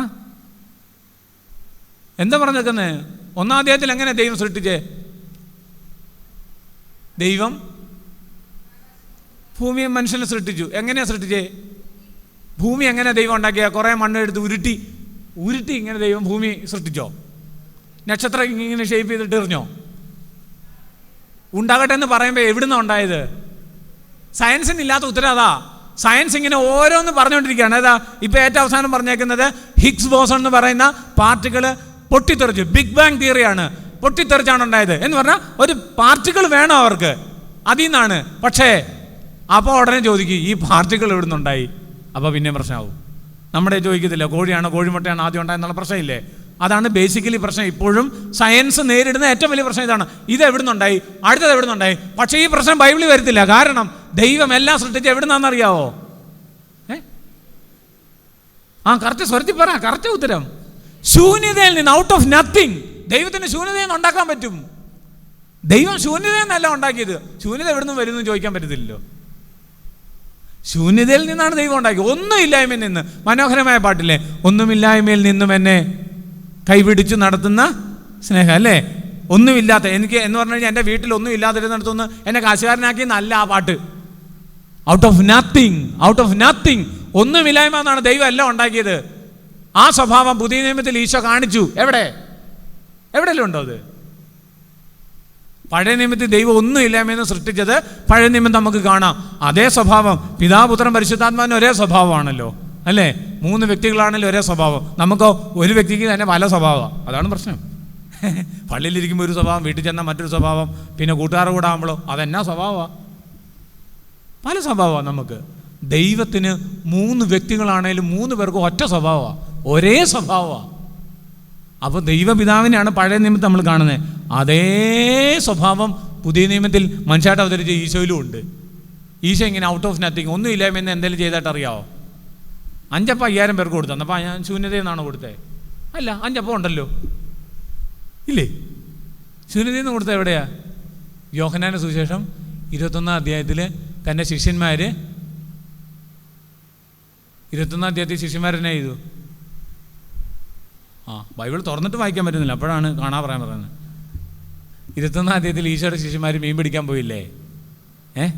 മീൻ പിടിക്കാൻ പോയിട്ട് അവർ രാത്രി മുഴുവൻ അധ്വാനിച്ചിട്ട് അവർക്കൊന്നും കിട്ടിയില്ല. കടൽക്കരയിൽ നിന്നുകൊണ്ട് ഈശോ പുതിയ നിയമത്തിൽ അവരുടെ കൂടെ ജീവിച്ചപ്പോൾ ഒരിക്കലും പറയാത്തൊരു വാക്യം ഈശോ എന്നാ പറഞ്ഞേ? എങ്ങനെ വിളിച്ചേ? പുതിയ നിയമത്തിൽ ഈശോ അവരുടെ കൂടെ ജീവിച്ചപ്പോൾ ഒരിക്കലും അങ്ങനെ വിളിച്ചിട്ടില്ല അവരെ. ഈശോ ഇത്തവണ കടൽക്കരയിൽ നിന്നപ്പോൾ വിളിച്ച എങ്ങനെയാ? നാണോ ഇല്ലാത്തവന്മാരെന്നാണോ? ഞാനിതെല്ലാം ചെയ്തിട്ട് നിങ്ങൾക്കൊക്കെ കാണിച്ചു തന്നിട്ട് ഞാൻ ഉദ്ധാനം ചെയ്ത് വന്ന് പ്രത്യക്ഷപ്പെട്ട് കയ്യും കാലും ഒക്കെ കാണിച്ചിട്ട് പോയതല്ലേ, എന്നിട്ട് പിന്നെ പഴയ പണിക്ക് പോയെന്ന് ചോദിച്ച് വഴക്ക് പറയാണോ? നോ. എന്നാ വിളിച്ചത്? കുഞ്ഞുങ്ങളെ എന്നാരാ വിളിക്കുന്ന സാധാരണ? അപ്പൻ. ദൈവപിതാവിൻ്റെ സ്വഭാവമാണത്, ഈശോയ്ക്കുണ്ടത്. കാരണം ഞാനും പിതാവ് ഒന്ന, ഈശോയ്ക്ക് ആ സ്വഭാവമുണ്ട്. എന്നിട്ട് ഈശോ ചെയ്തത് തന്നെ, അവർ വലതുവശത്ത് വല എറിയാൻ പറഞ്ഞു, വല എറിഞ്ഞ് നിറച്ച് മീൻ കിട്ടി. ഇത് കണ്ട പാടെ പത്രോസ് ചാടി നീന്തി കയറി വേഗം വന്നു. കാരണം എന്നാ? വലയും കൊണ്ട് അവർ പുറകെ വരുന്നേ ഉള്ളൂ. അവൻ ചാടി നീന്തി വേഗം മുന്നേ വന്നു. കാരണം വേഗം വന്ന് കാലം പിടിക്കാനാ. കർത്താവെ നാണം കെടുത്തരുത്, അല്ലേ? ഞാനാണ് ഇമാരെല്ലാവരും വീട്ടിൽ കൊണ്ടുപോയത്, പഴയ പരിപാടി, അല്ലേ? ഈ പത്രോസിന് ഈ സ്വഭാവം, പത്രോസിനെ തന്നെ മാർപ്പാപ്പയാക്കുകയുള്ളൂ. നമ്മൾ വിചാരിക്കുന്നത് ഏറ്റവും നല്ലവനെയാണ് പിടിച്ച് മാർപ്പാപ്പയാക്കിയെന്നാണോ? നോ. ആ കൂട്ടത്തിൽ ഏറ്റവും പ്രശ്നം ഉണ്ടാക്കുന്ന പത്രോസായിരുന്നു. പത്രോസ് തള്ളിപ്പറയുക മാത്രമല്ല, ഉദ്ധാനം ചെയ്ത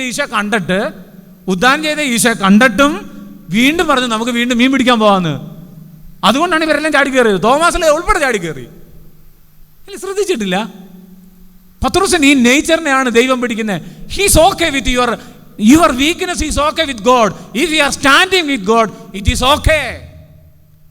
യു ആർ ഇംപെർഫെക്റ്റ്, അത് ദൈവത്തിന് അറിയാം. You will be perfected only with the presence of God. ദൈവത്തിന് കൂടെ ആയാൽ മാത്രമേ പെർഫെക്റ്റ് ആവുള്ളൂ. നമ്മൾ ഒരിക്കലും പെർഫെക്റ്റ് ആവില്ല.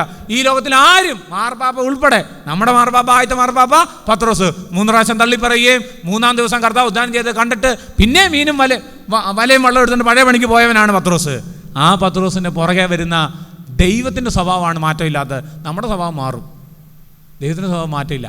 എന്നിട്ട് ഇവൻ നീന്തി കരയ്ക്ക് വന്നപ്പോൾ ദേ ഇരിക്കുന്നു. എന്ത്? ഈശോയുടെ അടുത്തും വലത്തും ഔസത്തും മാതാവാണോ? എന്നാ ഇരിക്കുന്നേ?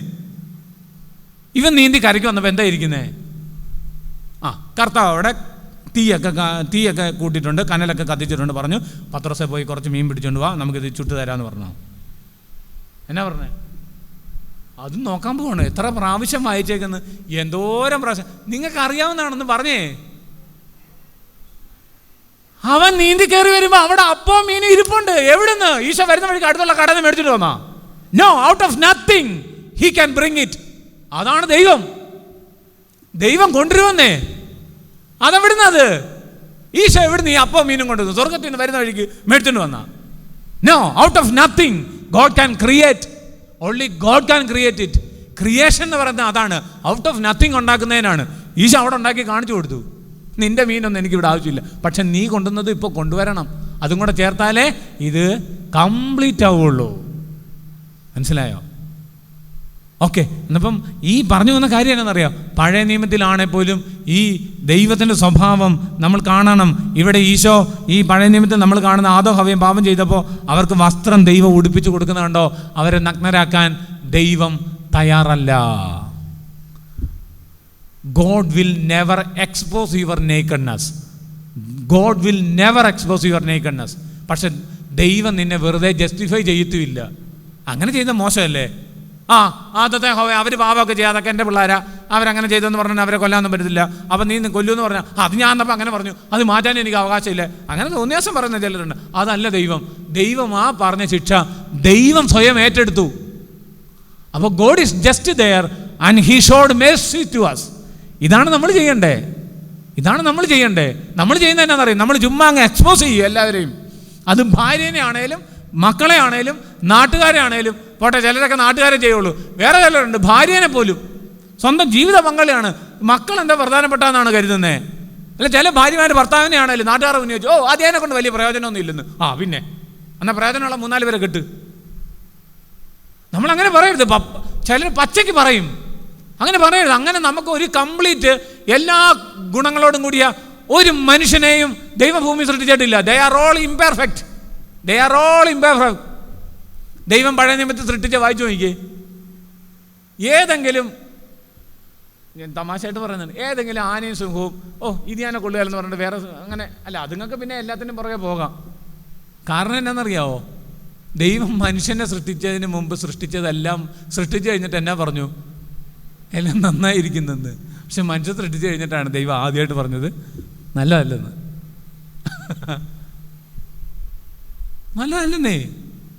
നല്ലതല്ല. പിന്നെ നിങ്ങളും കൂടെ ചേർന്നാലോ? ആദം തനിച്ചിരിക്കുന്നത് നല്ലതല്ലെന്ന് പറഞ്ഞു. അപ്പോൾ പിന്നെ നിങ്ങളും കൂടെ ചേർന്നാലോ? കുറേയും കൂടെ. ഇപ്പം നമ്മളൊരു കുഴിക്കകത്തേക്ക് ഒരു കുഴിയുണ്ട്. ആ കുഴിക്കകത്തുനിന്ന് കുറച്ചും കൂടെ മണ്ണെടുത്താൽ ആ കുഴി വലുതാകുന്നതല്ലാതെ, നിങ്ങളും കൂടെ ചെന്നിട്ട് കുഴി വലുതാക്കിയതല്ലാതെ, അങ്ങനെയാണ് എഴുതി വെച്ചേക്കുന്നത്. അല്ല പിന്നെ നിങ്ങളെ സൃഷ്ടിച്ച് കഴിഞ്ഞിട്ട് ദൈവം പറയണ്ട ഇപ്പം നന്നായിരിക്കുന്നെന്ന് പറഞ്ഞില്ല. ഹവ്വയെ സൃഷ്ടിച്ച് കഴിഞ്ഞിട്ട് ദൈവം പറഞ്ഞു ഇപ്പം എല്ലാം നന്നായിരിക്കുന്നെന്ന് പറഞ്ഞില്ല. കാരണം എന്നാ? ആദോ ഹവ്വയും കൂടെ ചേർന്നാലല്ല നല്ലതാവുന്നേ. ആദോ ഹവ്വയും ദൈവത്തോട് ചേർന്നാലേ നല്ലതാവുള്ളൂ. അതാണ് പറുദീസ. നമ്മുടെ വിചാരം ആദോ ഹവ്വയും പാപം ചെയ്തപ്പോൾ അവർക്ക് എന്നാ നഷ്ടപ്പെട്ടത്? നിത്യജീവൻ നഷ്ടപ്പെട്ടിട്ടില്ല. ദൈവം തിരിച്ചു തന്നല്ലോ. എന്താണ് നഷ്ടപ്പെട്ടത്? സ്നേഹം, പരസ്പരമുള്ള സ്നേഹമൊക്കെ പോകും. അതിനു മുമ്പ് നഷ്ടപ്പെട്ട എന്താ? ശരിക്കും ദൈവം കൂടെ ഉണ്ടെന്നുള്ള ഓർമ്മ പോയി. ഈ പിശാച് ചെയ്ത പണി എന്നാണെന്നറിയോ? നമ്മൾ വിചാരിക്കുന്നതിനേക്കാളും വലിയ ഡിസ്ട്രക്ഷനാണ് ഈ പുള്ളി ഉണ്ടാക്കിയത്. നമ്മൾ വിചാരിക്കുന്ന ചെറിയൊരു പാപം നമുക്ക് നിത്യജീവൻ ഈശോ തിരിച്ചു തന്നല്ലോ. പക്ഷെ ഇപ്പോഴും നമ്മളെല്ലാം കടന്ന് വട്ടം കറങ്ങുന്ന ഏത് കാര്യത്തിലാണെന്നറിയാവോ? പാപം ചെയ്തു കഴിഞ്ഞപ്പോൾ ആദത്തോട് ഹവ്വയോടും പുള്ളി പറഞ്ഞിട്ട് ഒറ്റ പോക്ക്. പാപം ചെയ്യുന്നത് വരെ പുള്ളി പറഞ്ഞു ഒന്നും പറ്റത്തില്ലെന്നേ, ചുമ്മാ ദൈവം അങ്ങനെ പറഞ്ഞാൽ നിങ്ങൾ നിന്ന ദൈവത്തെ പോലെ. ഞാനല്ല പറയുന്നത്, ഞാനുണ്ട് കൂടെ, നിങ്ങൾ തിന്നു. ആ പൊട്ടിപ്പെണ്ണ അതെല്ലാം ചെയ്തു. ഹവ്വ ചെയ്യുന്നത് കണ്ട് ആദവും ചെയ്തു. ഒരാൾ ചെയ്യുന്നത് കണ്ടിട്ട് അടുത്ത ആൾ ചെയ്യാതിരിക്കുമല്ല. ഇന്നും അങ്ങനെയല്ലേ? ഒരു പയ്യൻ ബൈക്ക് സ്പീഡിൽ ഓടിച്ചു പോയി ലോറിയെ കയറി ഇടിച്ചു, ലോറി 2 കഷ്ണമായി. ആ പയ്യൻ ജീവിച്ചു വന്നോ? അവൻ 4 കഷ്ണമാവും. ഇത് കാണുന്ന മറ്റ് പയ്യന്മാർ വണ്ടിയുടെ സ്പീഡ് കുറയ്ക്കുകയാണ് ചെയ്യുന്നത്? അല്ല, സ്പീഡ് കൂട്ടുക തന്നെയാണ് ചെയ്യുന്നത്. കഴിഞ്ഞ ദിവസം തന്നെ ഒരു പെങ്കൊച്ചിറങ്ങിപ്പോയ സമയം എത്രയാ അറിഞ്ഞില്ലേ? അയ്യോ, അതൊക്കെ പറയോ? 1:30 ഉച്ചയ്ക്കോ? അല്ല, വെളുപ്പിനെ 1:30. ആ കൊച്ചിനെ കുറ്റം പറയാനല്ല. നമ്മളൊക്കെ പോകാത്തത് ദൈവാനുഗ്രഹം. ദൈവത്തിൻ്റെ കൃപ കാരണം നമ്മളെ. അൽഫോൻസ് ലിഗോരി പറയുന്നൊരു വാക്യമുണ്ട്. ആ നാട്ടിലൊരു പുരോഹിതനെ എന്തോ പ്രശ്നത്തിൻ്റെ പേരിൽ എല്ലാവരും കൂടെ പിടിച്ചുകൊണ്ട് വലിയ ക്വസ്റ്റ്യനിങ് ഒക്കെ നടത്തിയപ്പോൾ പുള്ളി പറഞ്ഞു ദൈവകൃപ പൊതിഞ്ഞില്ലായിരുന്നെങ്കിൽ എൻ്റെ വീഴ്ച അതിനേക്കാൾ വലുതായേനെ. അല്ലാതെ ആരും അഹങ്കരിക്കാനൊന്നുമില്ല. ദൈവം സംരക്ഷിച്ചത് കൊണ്ട് നമ്മളിങ്ങനെ ഇരിക്കുന്നു. അല്ലെ നമ്മളെ വെളുപ്പിനെ 1 മണിക്കേ ചാടിയേനെ. 1:30 ആ കൊച്ചു ചാടി. നമ്മൾ അതിന് മുമ്പ് ചാടിയേനെ. ആ കൊച്ചു ചാടി, അവൾക്ക് അബദ്ധം പറ്റി. ഞാൻ പറയാൻ വന്ന കാര്യം ഇതാണ്, ആ കൊച്ചു ചാടിയത് കണ്ട് ഇനിയുള്ള പെൺപിള്ളേർ ചാടാതിരിക്കുമോ? നമ്മൾ വീട്ടിൽ സ്വരത്തി വായിക്കും, വെളുപ്പിനെ 1:30 ചാടി. ഇവള് അലാറം സെറ്റ് ചെയ്തു 1:45. അത്രയേ ഉള്ളൂ. അവൾ വിചാരിക്കുന്നത് തന്നെ, ഞാൻ 1:45 ചാടിക്കഴിഞ്ഞാൽ ഈ പ്രശ്നം ഉണ്ടാകത്തില്ലെന്നാണ്. ഇനിയും ഇത് റിപ്പീറ്റ് ചെയ്യും. കാരണം ഹൗവ തിന്നുന്നത് കണ്ടിട്ട് ആദം നിർത്തിയോ? ഹൗവ തിന്നുന്നത് കണ്ടിട്ട് ആദം പറഞ്ഞോ തിന്നരുത്? ദൈവം പറഞ്ഞു ഞാൻ തിന്നത്തില്ലെന്ന് ആദം പറഞ്ഞോ? ഇല്ലെന്ന് മാത്രമല്ല, അവൾ കൊടുത്തപ്പോൾ നേരെ വിഴുകി മനുഷ്യൻ, ചവയ്ക്ക് പോലും ചെയ്തില്ല. അതാ ഇവിടെ ഇങ്ങനെ നിൽക്കുന്നെന്ന് പറഞ്ഞത്. ആദം സാപ്പിൾ ചവച്ചിരുന്ന ഇച്ചിരിയല്ലേ ഇറങ്ങിപ്പോയത്. ഇങ്ങനെ നിങ്ങൾക്ക് അതില്ലല്ലോ അല്ലേ? ഉണ്ട് കേട്ടോ, കാണാൻ പറ്റത്തില്ലെന്നേ ഉള്ളൂ. ആദം സാപ്പിൾ എന്ന് അതിൻ്റെ പേര് പോലും ഇട്ടേക്കുന്നത്. ഞാൻ അതിലൊക്കെ മാറ്റുമായിരിക്കും, പോട്ടെ. എന്താണിത്? ഒരാൾ ചെയ്യുന്നതുകൊണ്ടിട്ട് ചെയ്യാൻ തോന്നും. അതുകൊണ്ടാണ് ദൈവമായ കർത്താവ് ഇറങ്ങി വന്നിട്ട് പറയുമ്പോൾ, ഈ പിശാച് പറഞ്ഞിട്ട് പോയേ, നിങ്ങൾ പാപം ചെയ്തു, ഇനി നിങ്ങളെ രക്ഷിക്കാൻ നിങ്ങളുടെ ദൈവം പറഞ്ഞേക്കുന്ന എന്നാ, തിന്നുന്ന ദിവസം നിങ്ങൾ മരിക്കും, നിങ്ങൾ 2 നഗ്നരായി, ഇനി ദൈവം പോലും നിങ്ങളെ രക്ഷിക്കാൻ വരുത്തില്ല.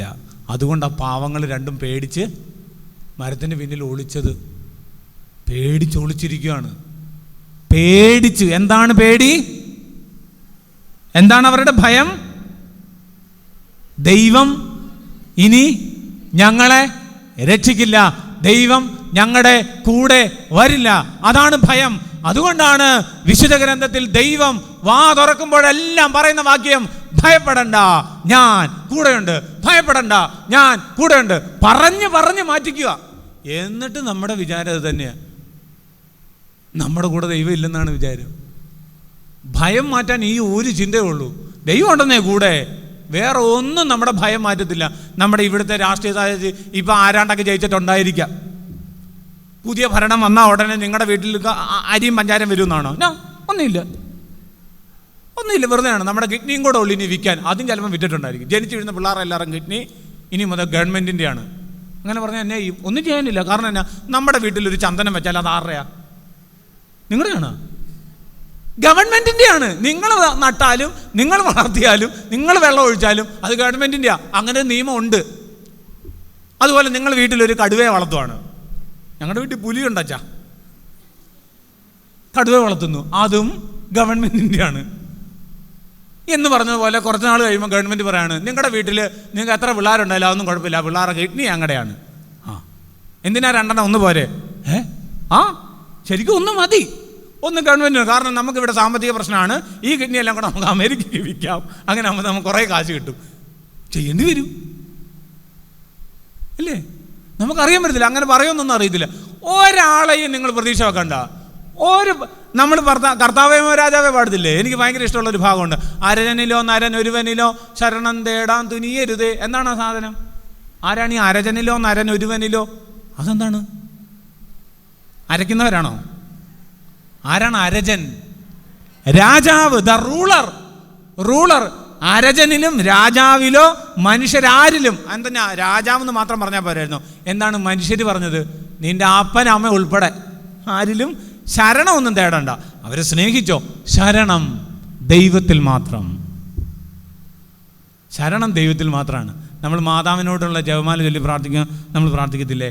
ജപമാലയ്ക്കകത്ത് 2ാമത്തെ നമ്മൾ ദൈവപിതാവിൻ്റെ മകളായിരിക്കുന്ന 2ാമത്തെ തന്നെ പുത്രനായ ദൈവത്തിൻ്റെ ബാക്കി ചൊല്ല്. ഞങ്ങളിൽ ദൈവശരണം എന്ന പുണ്യമുണ്ടായി. എന്താണ് ആ സാധനം? നമ്മൾ ചൊല്ലി വിടുവാണ്. നമ്മൾ എന്നാ ചൊല്ലുന്നത് നമുക്കറിയത്തില്ല. കൊട്ടയ്ക്ക കുറയ്ക്ക ആമ്പിക്കുറ്റി ആമിനീശോ എന്ന് പറഞ്ഞ് ചൊല്ലിക്കോളാൻ പറഞ്ഞാൽ നമ്മൾ അതും ചൊല്ലും. ചൊല്ലിക്കോ. If you are praying with your heart, Isho വരും. നമ്മൾ മനസ്സിൽ ദൈവത്തെ വിചാരിക്കാതെ നിങ്ങൾ 153 മണി, ഇപ്പം 153 അല്ലല്ലോ, 203 മണി ചൊല്ലിയാലും മാതാവ് പോലും തിരിഞ്ഞു നോക്കത്തില്ല. പിന്നല്ലേ എന്താണ് നമ്മൾ ചൊല്ലുന്നത്? ഞാനത് നിങ്ങൾക്ക് ചൊല്ലുന്നതിനൊരു ചെറിയൊരു കറക്ഷൻ പറഞ്ഞു തരാം. നിർബന്ധമൊന്നുമല്ല, വേറെ ജപമാല ആയതുകൊണ്ട് ഞങ്ങൾക്ക് പറഞ്ഞു തരുന്നത് നിങ്ങൾക്ക് ചൊല്ലാൻ വേണമെങ്കിൽ കേട്ടോ. 2 കാര്യങ്ങൾ പറഞ്ഞുതരാം. ഒന്ന്, നമ്മൾ ഈ പിതാവായ ദൈവത്തിൻ്റെയും പുത്രനായ ദൈവത്തിൻ്റെയും ചൊല്ലുമ്പം ശ്രദ്ധിച്ച് ചെല്ലേണ്ട രീതി ഇങ്ങനെയാണ്. പിതാവായ ദൈവത്തിൻ്റെ മകളായിരിക്കുന്ന പരിസേയ മാതാവേ, ഞങ്ങളിൽ ദൈവ വിശ്വാസം എന്ന പുണ്യമുണ്ടായി വളരുവാൻ തിരുക്കുമാരനോട് തെറ്റല്ല. അതിനേക്കാൾ ഇച്ചിരി കൂടെ വ്യത്യസ്തമായിട്ട് ഞാൻ പറഞ്ഞായിരുന്നു. ഞങ്ങൾ ദൈവവിശ്വാസം പുണ്യമുണ്ടായി വളരുവാനായ ദൈവപിതാവിനോട് ഞങ്ങൾക്ക് വേണ്ടി അപേക്ഷിക്കണമേ. രണ്ടാമത്തേത്, പുത്രനായ ദൈവത്തിൻ്റെ മാതാവായിരിക്കുന്ന പരിശുദ്ധ മാതാവേ, ഞങ്ങളിൽ ദൈവ ശരണം എന്ന പുണ്യമുണ്ടായി വളരുവാൻ പുത്രനായ ദൈവത്തോട് ഞങ്ങൾക്ക് വേണ്ടി പ്രാർത്ഥിക്കണമേ. പരിശുദ്ധാത്മാവായ ദൈവത്തിൻ്റെ പ്രിയ മണവാട്ടിയായിരിക്കുന്ന പരിശുദ്ധ മാതാവേ, ഞങ്ങൾ ദൈവ സ്നേഹം എന്ന പുണ്യമുണ്ടായി വളരുവാൻ അങ്ങ് റൂഹാ ഖുദ്ദീസ തമ്പുരാനോട് ഞങ്ങൾക്ക് വേണ്ടി പ്രാർത്ഥിക്കണം. 3 പേരുടെ പേര് പറഞ്ഞ് പ്രാർത്ഥിക്കണം. മറ്റേത് തെറ്റൊന്നുമില്ല കേട്ടോ, ഈശോയോട് തന്നെ പ്രാർത്ഥിക്കണം. എൻ്റെ ഈശോയെ എന്ന് വിളിക്കുമ്പോൾ ഈശോ ഒറ്റയ്ക്കൊന്നും അല്ല വരുന്നത്, അവർ 3 പേരും ഒന്നിച്ച് എപ്പോഴും വരുള്ളൂ. നമ്മുടെയൊക്കെ വീട്ടിലല്ലേ കല്യാണം വന്ന് വിളിച്ചു, ചേട്ടൻ വന്നിട്ട് വിളിച്ചിട്ട് പോയതാണ്. ഉടനെ അവർ വിളിച്ചിട്ട് ഇറങ്ങി കഴിയുമ്പോഴത്തേക്ക് പറഞ്ഞു ഞാൻ വരത്തില്ല. അതിനെ നീ വരാത്ത? നിങ്ങളുടെ ചേട്ടനും അവരും കൂടെ വന്ന് വിളിച്ചിട്ട് നിങ്ങളുടെ ആ ചേട്ടൻ്റെ ഭാര്യയ്ക്ക് എന്നോട് ഒന്ന് പറയാമായിരുന്നല്ലോ. എടി അവർ നമ്മളെല്ലാവരും പറഞ്ഞു അങ്ങനെ പറ്റത്തില്ല, എന്നോട് ഒരു വാക്കെങ്കിലും പറയാമായിരുന്നല്ലോ. പറഞ്ഞുകൊണ്ടിരിക്കുമ്പോൾ ചേച്ചി കയറുന്നു, അയ്യോ ചേച്ചി ഞാൻ പറയാൻ ചേച്ചിയും കൂടെ പറഞ്ഞോന്ന്. ഞാൻ വരും, പിന്നെ ഞാൻ വരാതിരിക്കുമോ? അച്ഛന് ഇതൊക്കെ എങ്ങനെ അറിയാം? എനിക്കൊരു കുടുംബം ഉണ്ടല്ലോ.